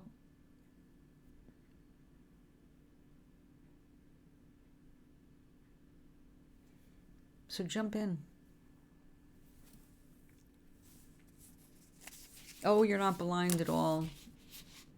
You're not blind. You're just intimidated by yourself. You're afraid of rejection. It's normal. It's okay. I don't think rejection is going to happen here. She's gone out of her way to ask you for help. I'm telling you, she's flirting with you. She's trying to get your attention. So give it to her.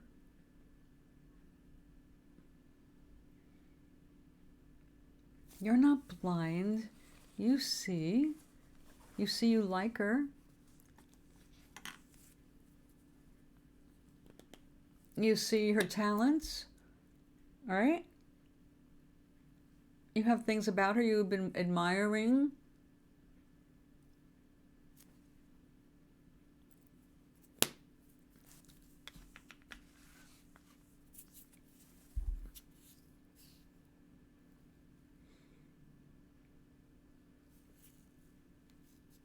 Oh, there you go. Amazing grace. So use it. A grace is out there for everybody. Be grateful for what you've got and suddenly you will feel it. So be grateful for the fact that you have been blessed with the good genetics that help you become what you're becoming. And then go ahead and ask her out for something. She's waiting for you to do that. And if you don't act, she is going to feel rejected. And if she feels rejected, she's going to turn around and make sure she's got a date to the dance. And it won't be you because you didn't step up. Is that what you want? For her to get impatient and go, damn, everybody said he's interested. I don't believe it. He is not acting interested. I gave him an opening and he didn't do a thing. She's waiting for you. And she's a nice girl. So she's not being more overt. She's waiting for you to respond. So now that you can see, I wouldn't waste any time. The more time you waste, the more time is wasted. You don't have time to waste.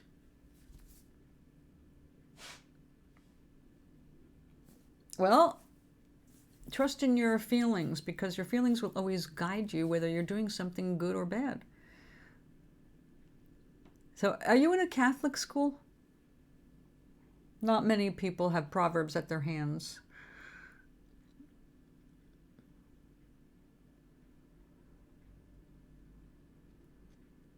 I thought so. Yes. I had a feeling because the way you described the girls as holy. Girls are not any more holy than a male, but you do have to respect them. And I'm glad they're teaching you at least respect with the females. So sex is not the only thing you're thinking about. But in the meantime, you have to understand you will be leaving Catholic school and going into the real world where Catholicism is not ruling. It's you ruling yourself. And you need to make some decisions and get some confidence while you're young.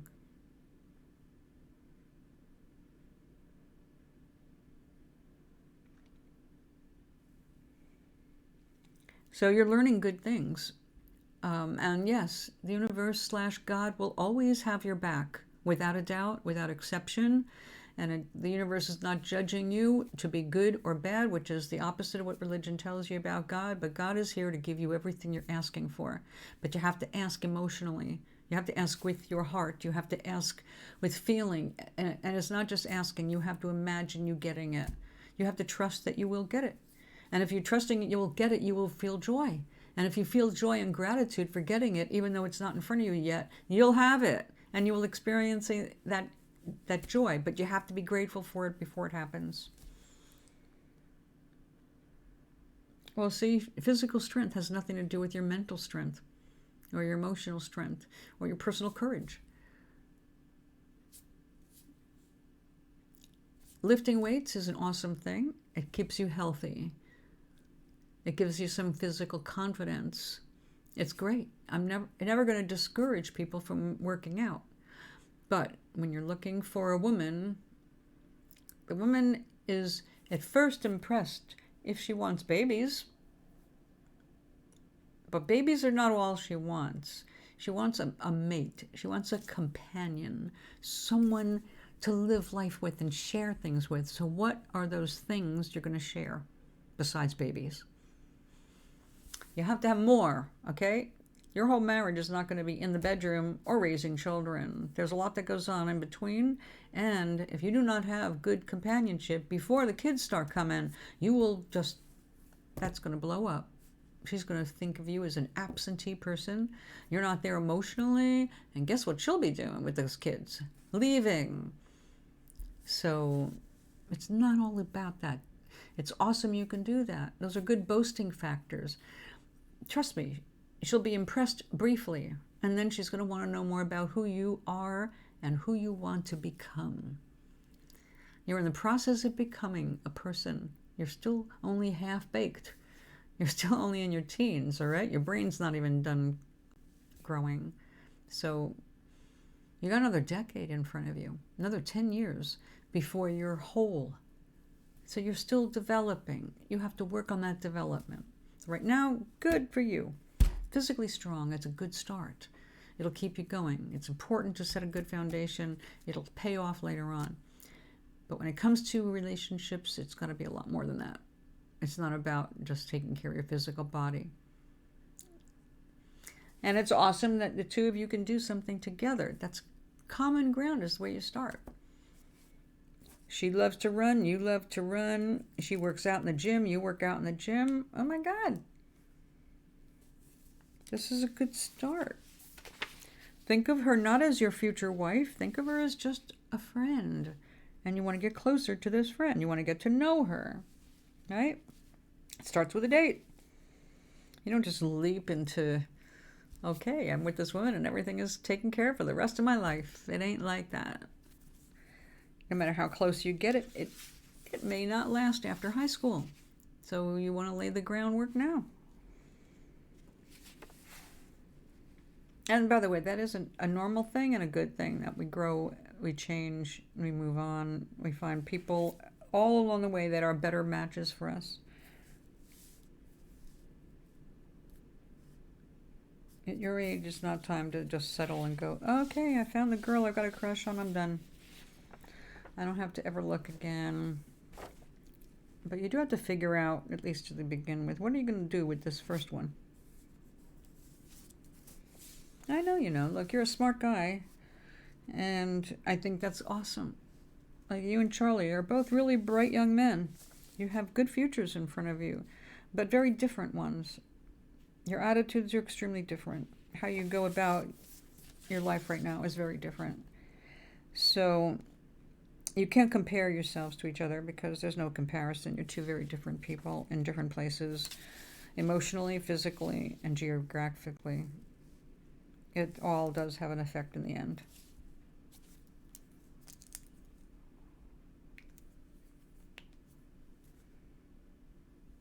Yeah. She has expressed to somebody that she's interested in you, and now they're trying to push the two of you together. So don't let them give you all this bullshit. Just act. All right? Just figure out, rehearse it in your head so it's not intimidating. You asking her out. In person, never on internet. You do not ask a person out for the first date on an internet. Any internet. No social media. Face to face. You go to school together, there's no excuse for not doing that.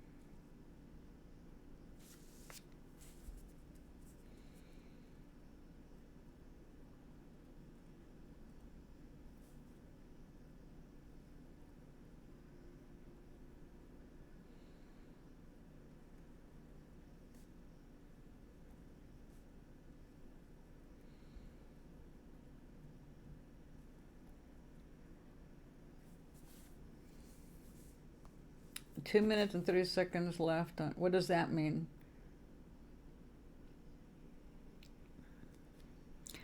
I don't use Snapchat, so I have no idea what you're talking about. What is it? You buy time? You get a session? I don't know. But if you don't want to lose it, I guess you have to use it, right? Oh, I see. Oh, good for you. Regulating your internet time. Excellent. Excellent.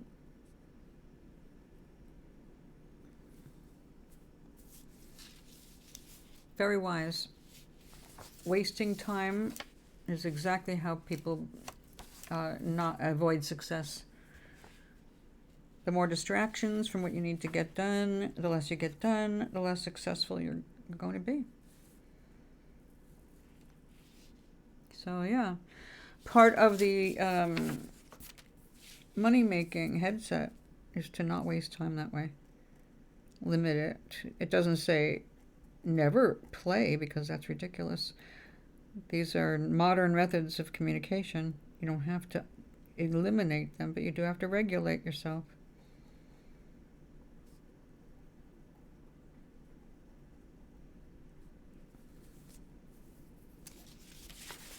I'm on Twitter and Tribal and Instagram, and the only attention they get in the entire day is when I'm having my morning tea, my first cup, and then I don't go back to there the rest of the day. I periodically get notices that I have another follower or something like that, or somebody like to post, but I don't have to go chasing it. It's like, I'll see it tomorrow. It's a tool for me to get stuff out. All right. Well, that would be an absolutely positive sign, wouldn't it?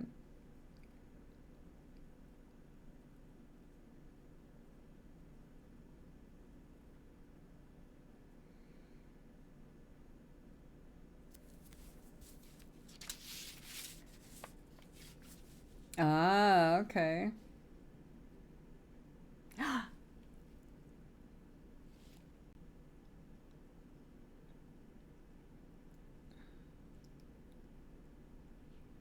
And what did she snap you?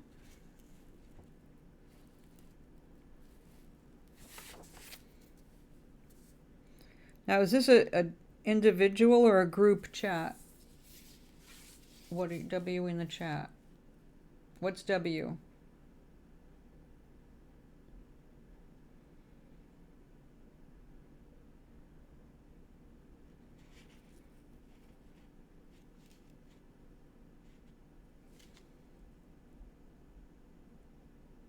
Oh. Okay. Thank you. I appreciate the elucidation. So,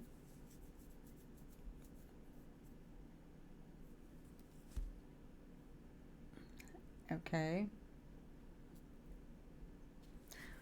When she's doing this, is it to the world, or is it to you specifically, or to a group of friends?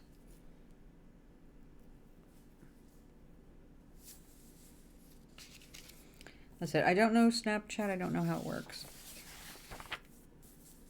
But we always like victory and wins.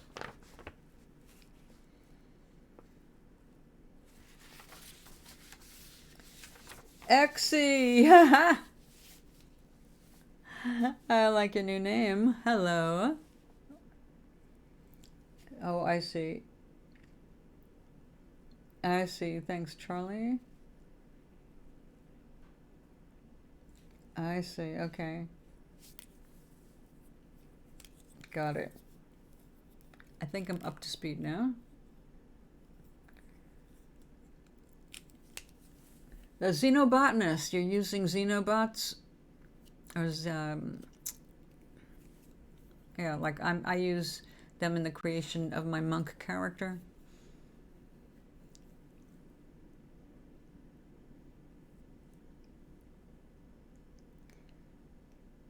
Are you creating new plants?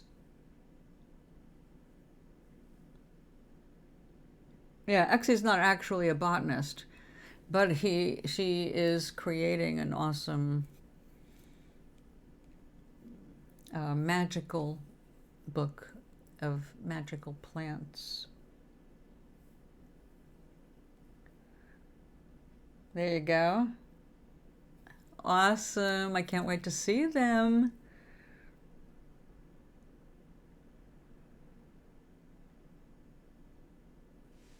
Yeah. I use my character had a back injury and was repaired with Xenobots that were supposed to dissolve, but they rebuilt themselves instead, and are now they do execute commands through her mind.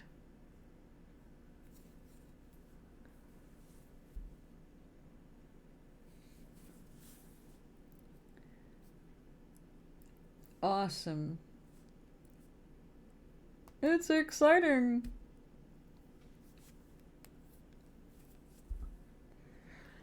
So how's the book coming?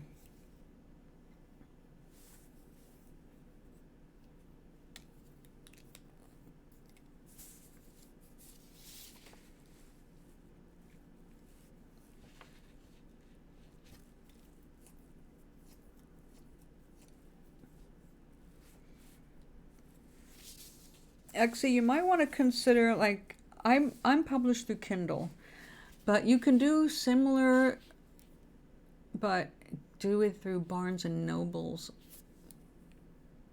They have a digital book creating application. You might want to look into that.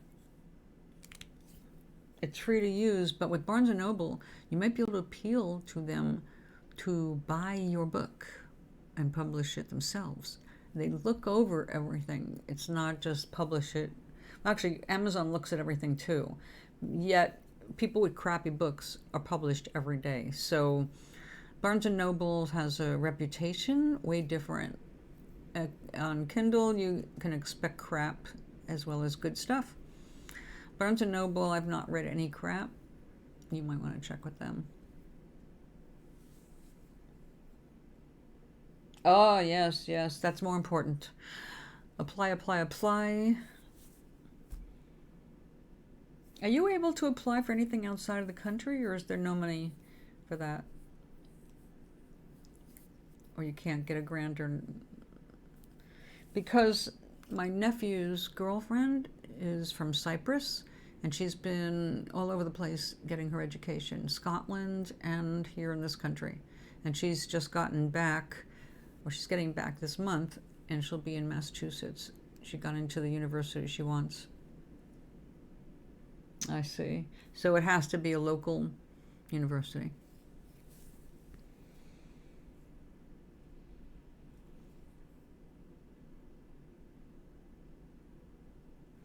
What's the possibility of once you're in school that next year possibly applying for a grant for more education funds?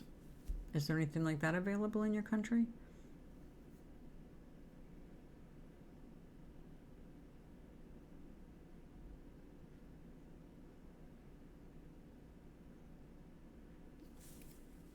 Because sometimes you can win scholarship money if you apply for school grants, things like that.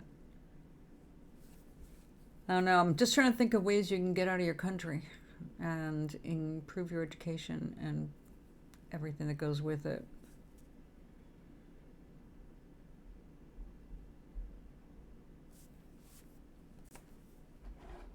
Oh, I'm out of tea. My goodness, what time is it? Huh.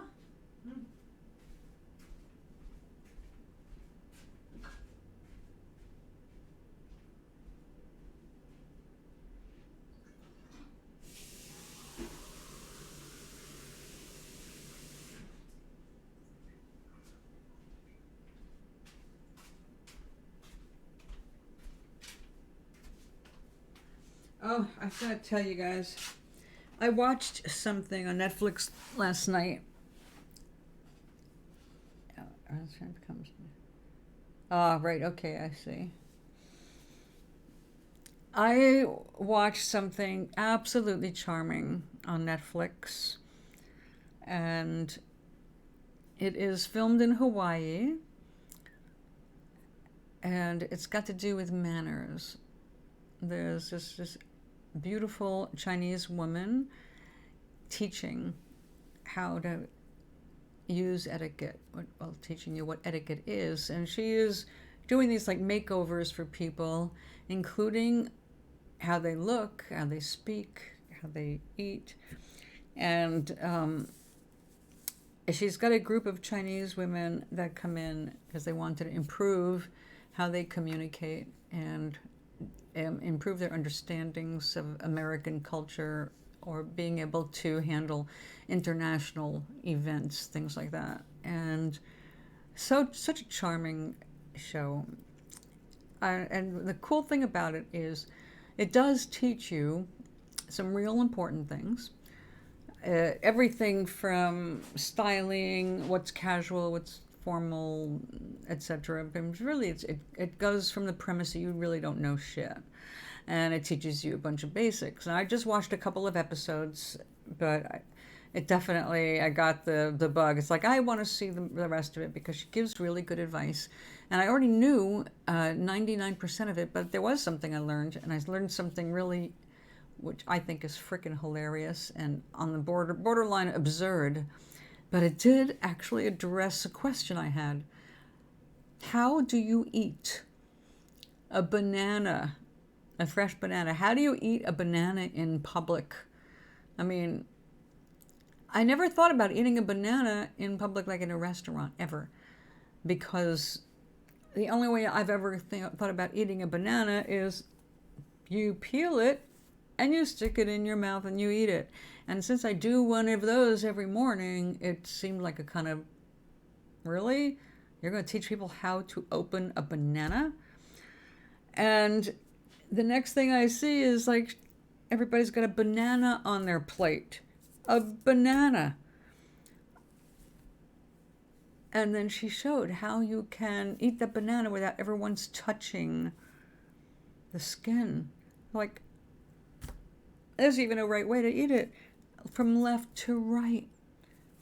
I was just like, I never ever would have thought of that. I never thought this was necessary. But now that you think of it, if you're in a public place and you want to eat a banana for some reason, you really don't sit in a restaurant and peel a banana. How would you eat it if it was served to you? Now, I don't know how often it comes up that a banana is served on a plate. First time I've ever seen it. But it's like, okay, apparently there is proper etiquette for anything that you can think of. and it might blow your mind what that etiquette might be. But let me describe this without actually doing it, because my bananas are not ripe enough to eat right now, and I'm not going to destroy a banana just to show you this, because you can imagine it easily enough. All right. You got a banana in front of you on a plate. With that, you have a knife and a fork. So you take the knife. Actually, you take the fork and you hold your banana down.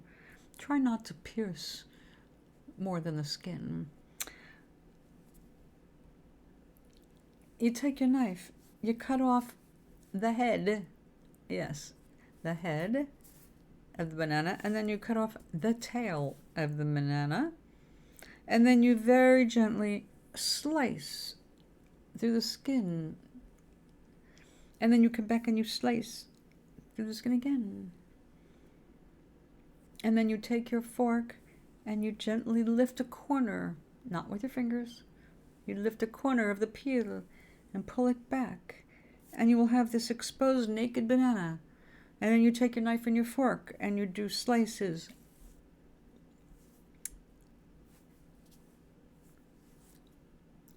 I never saw a banana eaten that way. I don't know if I have the patience for that, but now I know what to do if I'm ever the guest of the next queen or king. And they serve bananas.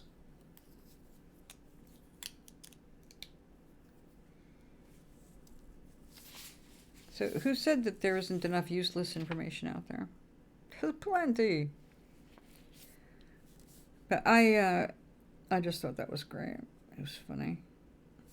Now she had her first episode of the series was of this woman who liked to, well, basically, she's not comfortable unless her boobs are hanging out. She's got to show every bit of her body that she can get away with legally every time she goes out and parties and drinks too much. And 25 years old, living with her parents, hoping to eventually get the hell out of her parents, but really not having a good position, wasn't in a good position to do that. And you look at her clothes and her attitude and you go, yeah, I wouldn't hire her. I can't be sure she's going to come to work the next day. She's just having too much damn fun. And also, she's wearing too much see-through clothing. And I'm afraid that if we're having lunch, her tits might fall out. Because she walks around saying she wants her titties hanging out. And just like that. And I'm like, 25, huh? And she's all about showing her body. And when, of course, because it's a TV show, they had the emotional moment is like, how come you're doing this? Came down to she wore a lot of makeup, and this woman was trying to show her get the makeup off and let's see who you are, because you have to learn to love yourself. Obviously, you don't really have a lot of love or respect for yourself because you're acting like you're 12. But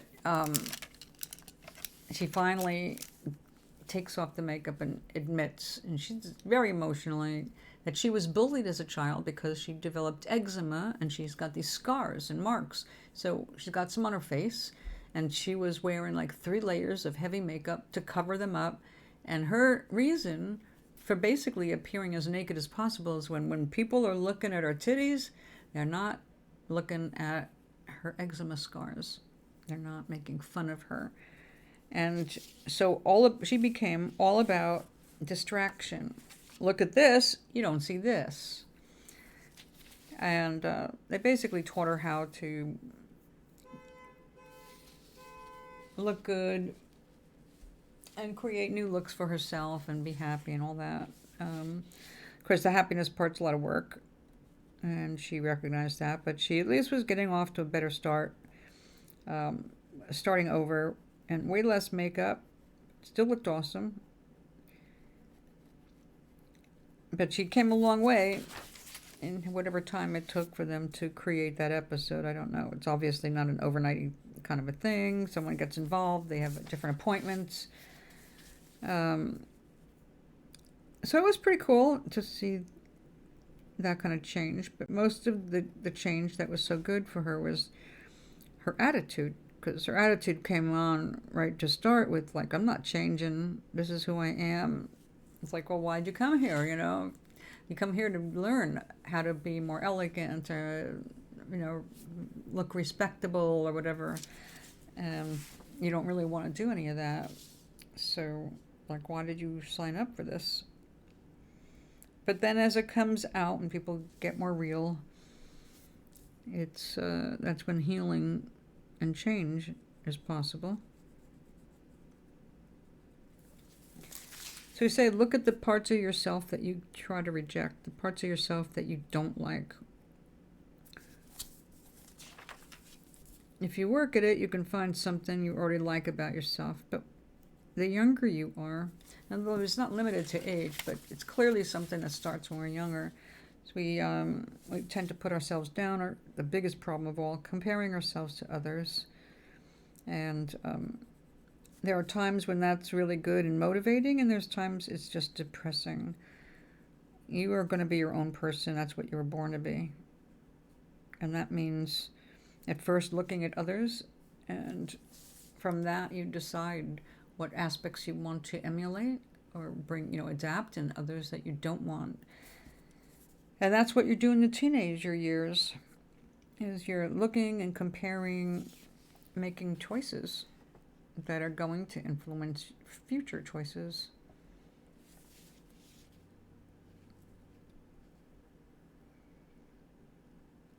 Fortunately, and we have to just remind ourselves, all of this happens a little at a time.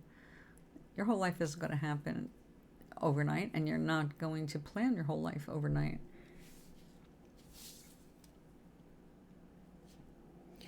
That being said, of course, there are those exceptions. There are rare individuals who know very, very young, and it is more rare than you think. They know what their passion is, and they throw themselves into it very young. But that is not as common as one would hope or think. Most of us kind of muddle about. We do identify the things that we like to do, but if we don't see how it's going to manifest the things we most desire as adults, we kind of get confused about why we tried to do this or save it in our memory. Don't worry, all that shit evens out over time. You'll figure it out. Just don't try to figure out your whole life, because you're creating your life. You figure out what you want to do piece by piece, and then do it, and then things change. And then you get more options. And every time you make a move, you have another set of possible experiences. You're not going to know how they all play out, because you don't have the experience to let you know how it's going to play. Because while we compare life to chess game frequently, it isn't. A chess game chess games, the pieces all have predictable patterns. They can only make moves in certain directions, and they can't suddenly change from a queen to a king. And you wouldn't want to, because the queen's the most powerful piece on her own.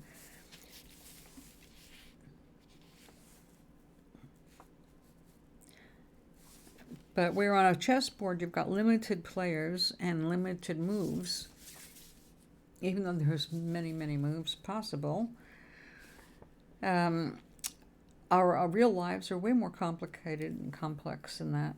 There are way many more moves that can happen, and the thing is that unlike a chess game, the pieces don't stay the same. We do change with time. And it turns out there's an unlimited number of pieces. Therefore, there's an unlimited number of moves. And because of that alone, you can't work it all out yourself. That's why you need the help and support of the universe.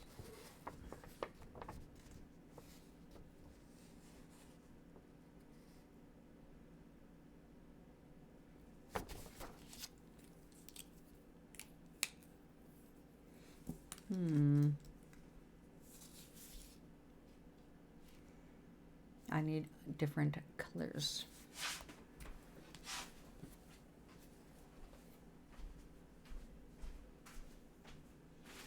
What do we have here? Now we need to use this up. Oh, we could use that up too. Yeah. Let's use some of these up. What about this? That's not really pretty, is it?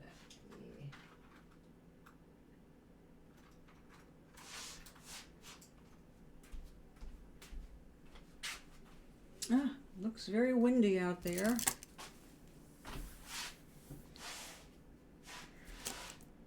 Okay. Oh, wait a minute. Looks like I was looking for these little circles, and right there in front of me, another one.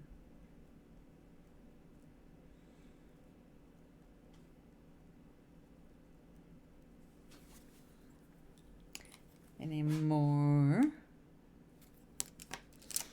Okay. Let's see, what color is that? Ooh, that's like fluorescent pink.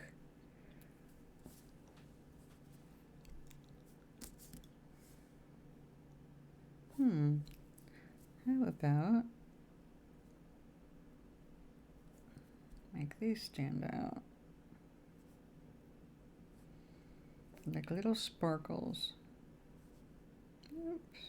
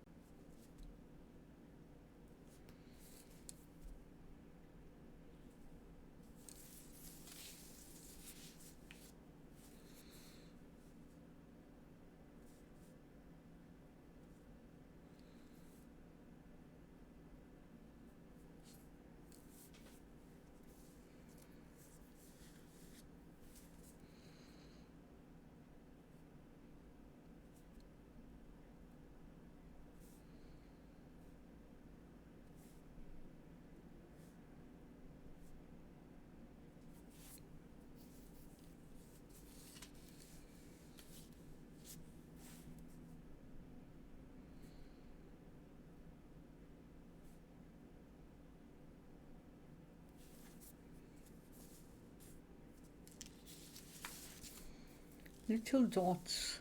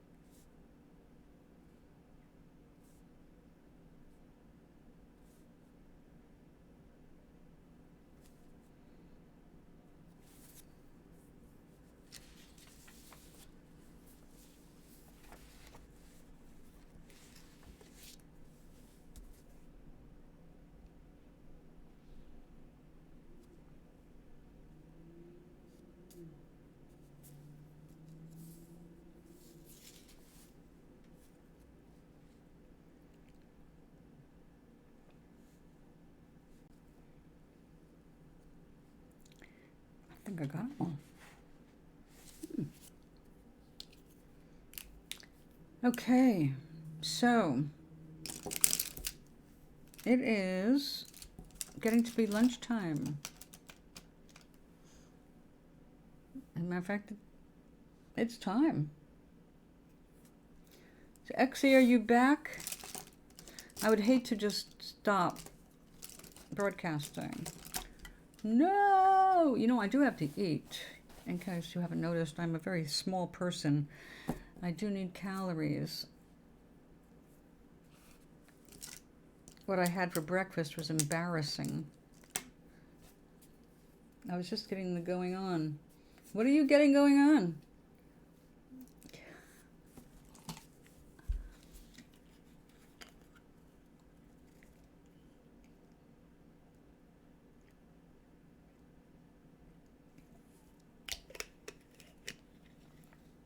I see.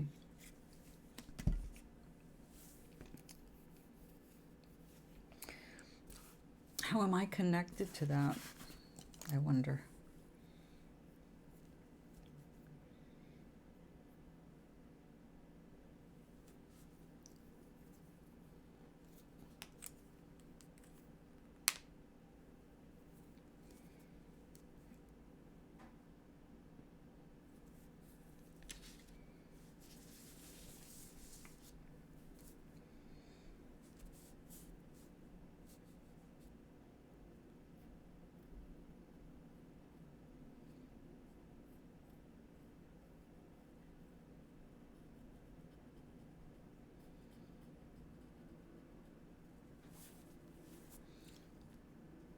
I am background noise. Interesting. Yeah, I should give up my lunch so that you can have me on as background noise. That's not exactly flattering, Charlie. Well, you know, I would recommend that you go to YouTube and look up Dr. Joe Dispenza. But I don't think you're ready for him, actually. I would recommend you start a little smaller. Go back a few steps. Hey, John. Hi. Happy New Year to you. How are you feeling?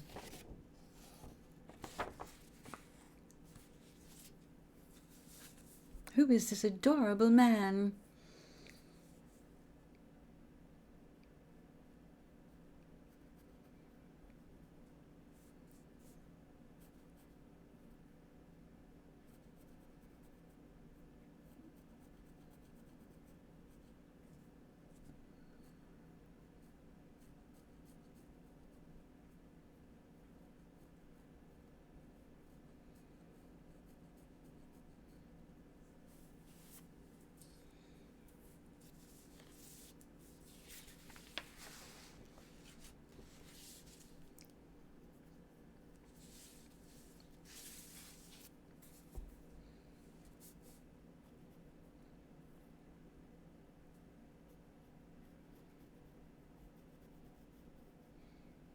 Now, I have, excuse me, an awesome lunch planned.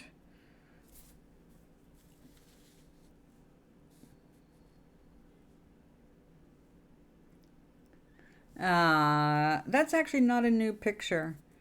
That's from 3 years ago when I was in York. Maybe less than 3 years ago. Over 2 years ago, though.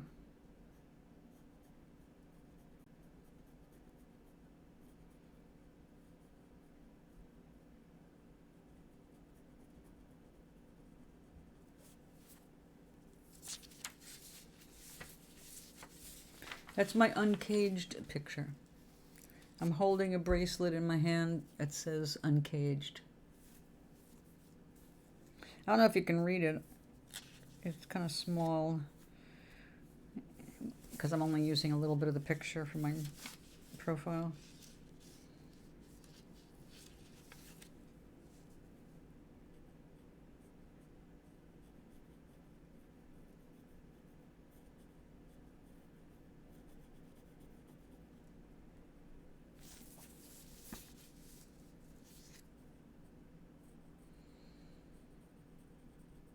Now, tomorrow is Monday. It's a holiday for a lot of people. I don't know. You don't know if you know her. Have I aged that much in 3 years? I thought I was getting younger. I feel younger than I did 3 years ago. I think I look younger.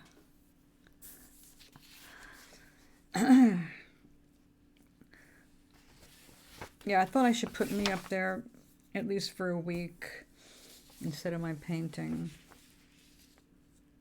I'll probably put the painting back up in a week. Oh, you got confused?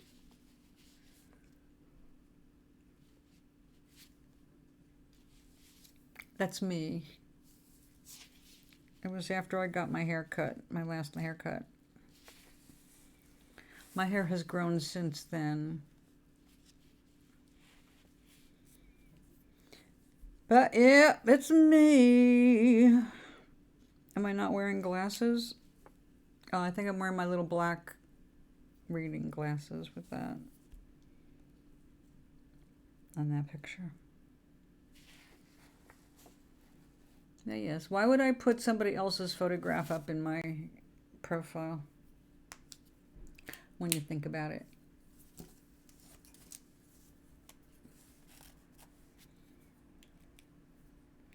Oh, I think I need a way lighter green. Hold on.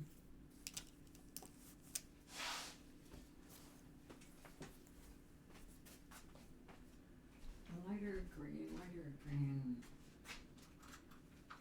Oh, that's a way light green. Oh, I might be able to run it out.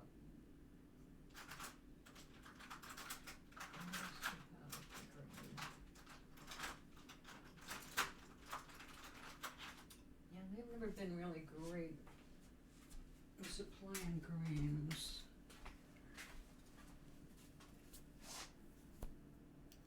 Lint everywhere.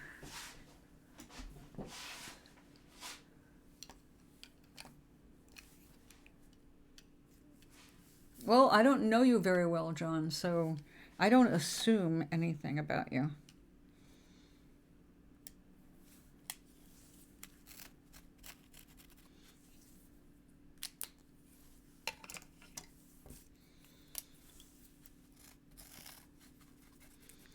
Oh, that'll work. That's Viridian. Okay.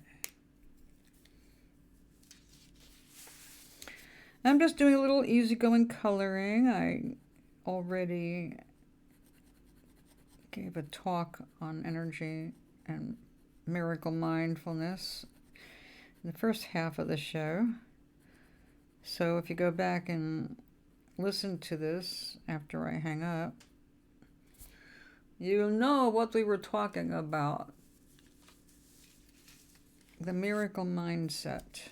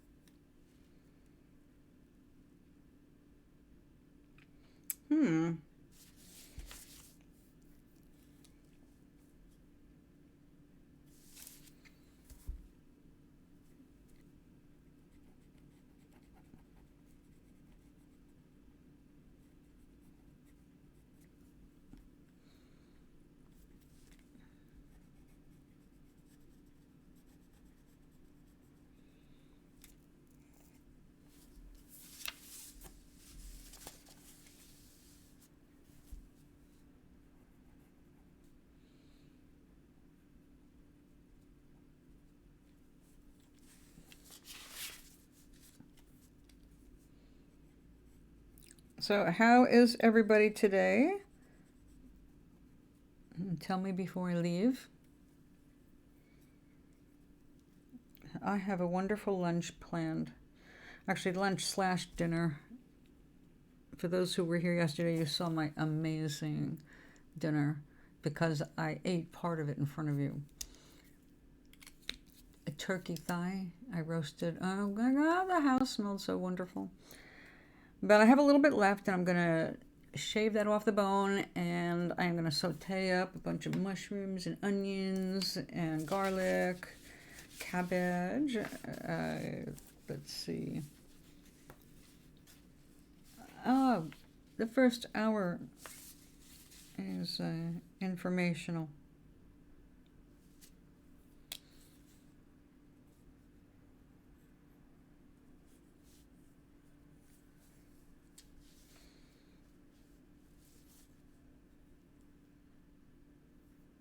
So my plan is like this.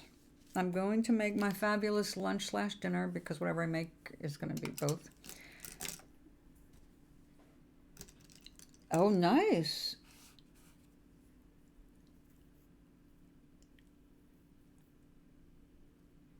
Ah, so he's serious about her.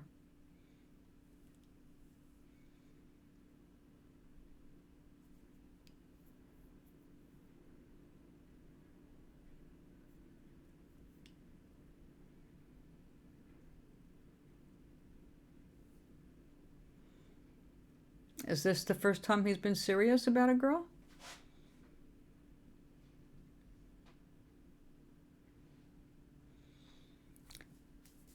I hear wedding bells.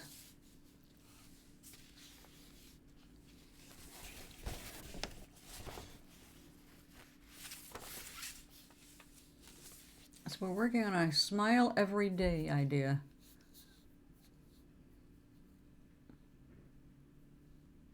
Ah, he's thinking of popping the question, if he didn't already.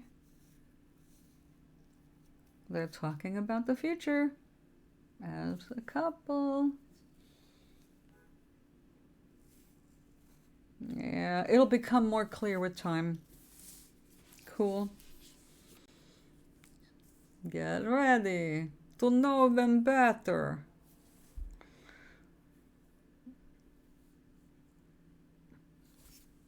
That'll be good. Well, I don't want you sitting here running out of juice. Come here. I am so pleased that I got these cables. I got high speed, and they have been way helpful. Okay, well, here's my plan. I'm going to go cook my food. It's going to take a while. It's a little bit more complicated. But then it's going to be a lot of food for me for the next day or so. So it's going to be worth the time. But I have to do it, and I will do it. After I eat, whatever time that turns out to be, I am very likely coming back here. I can't guarantee anything. It's Sunday, though. It's likely. I have already done my laundry. I've done the shopping. Guten Morgen. Aloha, Maui. You're coming in just in time for me to say I'm leaving. You got the timing. What is it? Everybody's timing. Coming in just as you're getting ready to go off the air.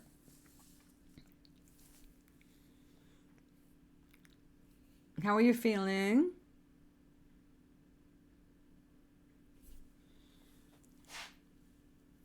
Okay, if anybody that's just getting here, if you want to hear today's talk, it's the first hour of the show.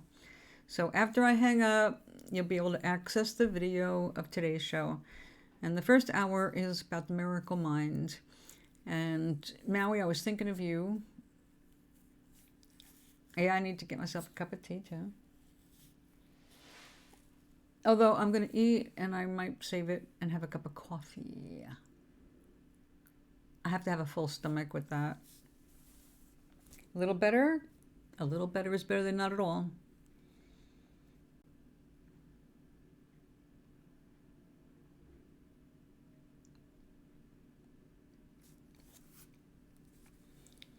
So I had another experience this morning, so I shared that in context of the miracle mind. So if you want to hear it, it's up. It'll be up in a minute. So I'm going to cook, eat, If it looks really cool, like I'm hoping it will, I'll show you before I eat. But likely I'll take a picture and post it or something, because these are the kinds of things you need to eat while they're hot and crispy, or don't bother. So I'm making the filling for the rice rolls. You make these little packets with them, with 2 sheets of the rice paper kind of stuff, and then you saute it crispy. Like, yeah, I like that idea. I like crispy. Crispy is good for the brain, wakes it up, reminds your body that you still need your teeth. So get wise. Make sure you eat something crispy every day when you're older, especially when you're older. Keep that brain active. And I'll be back later. But now my stomach is going to start talking to me in a mean fashion. It's going to say, if you don't eat now, I'm going to be nauseated. So we're not going to go that far. We're going to go eat. I'll see you later. Aloha.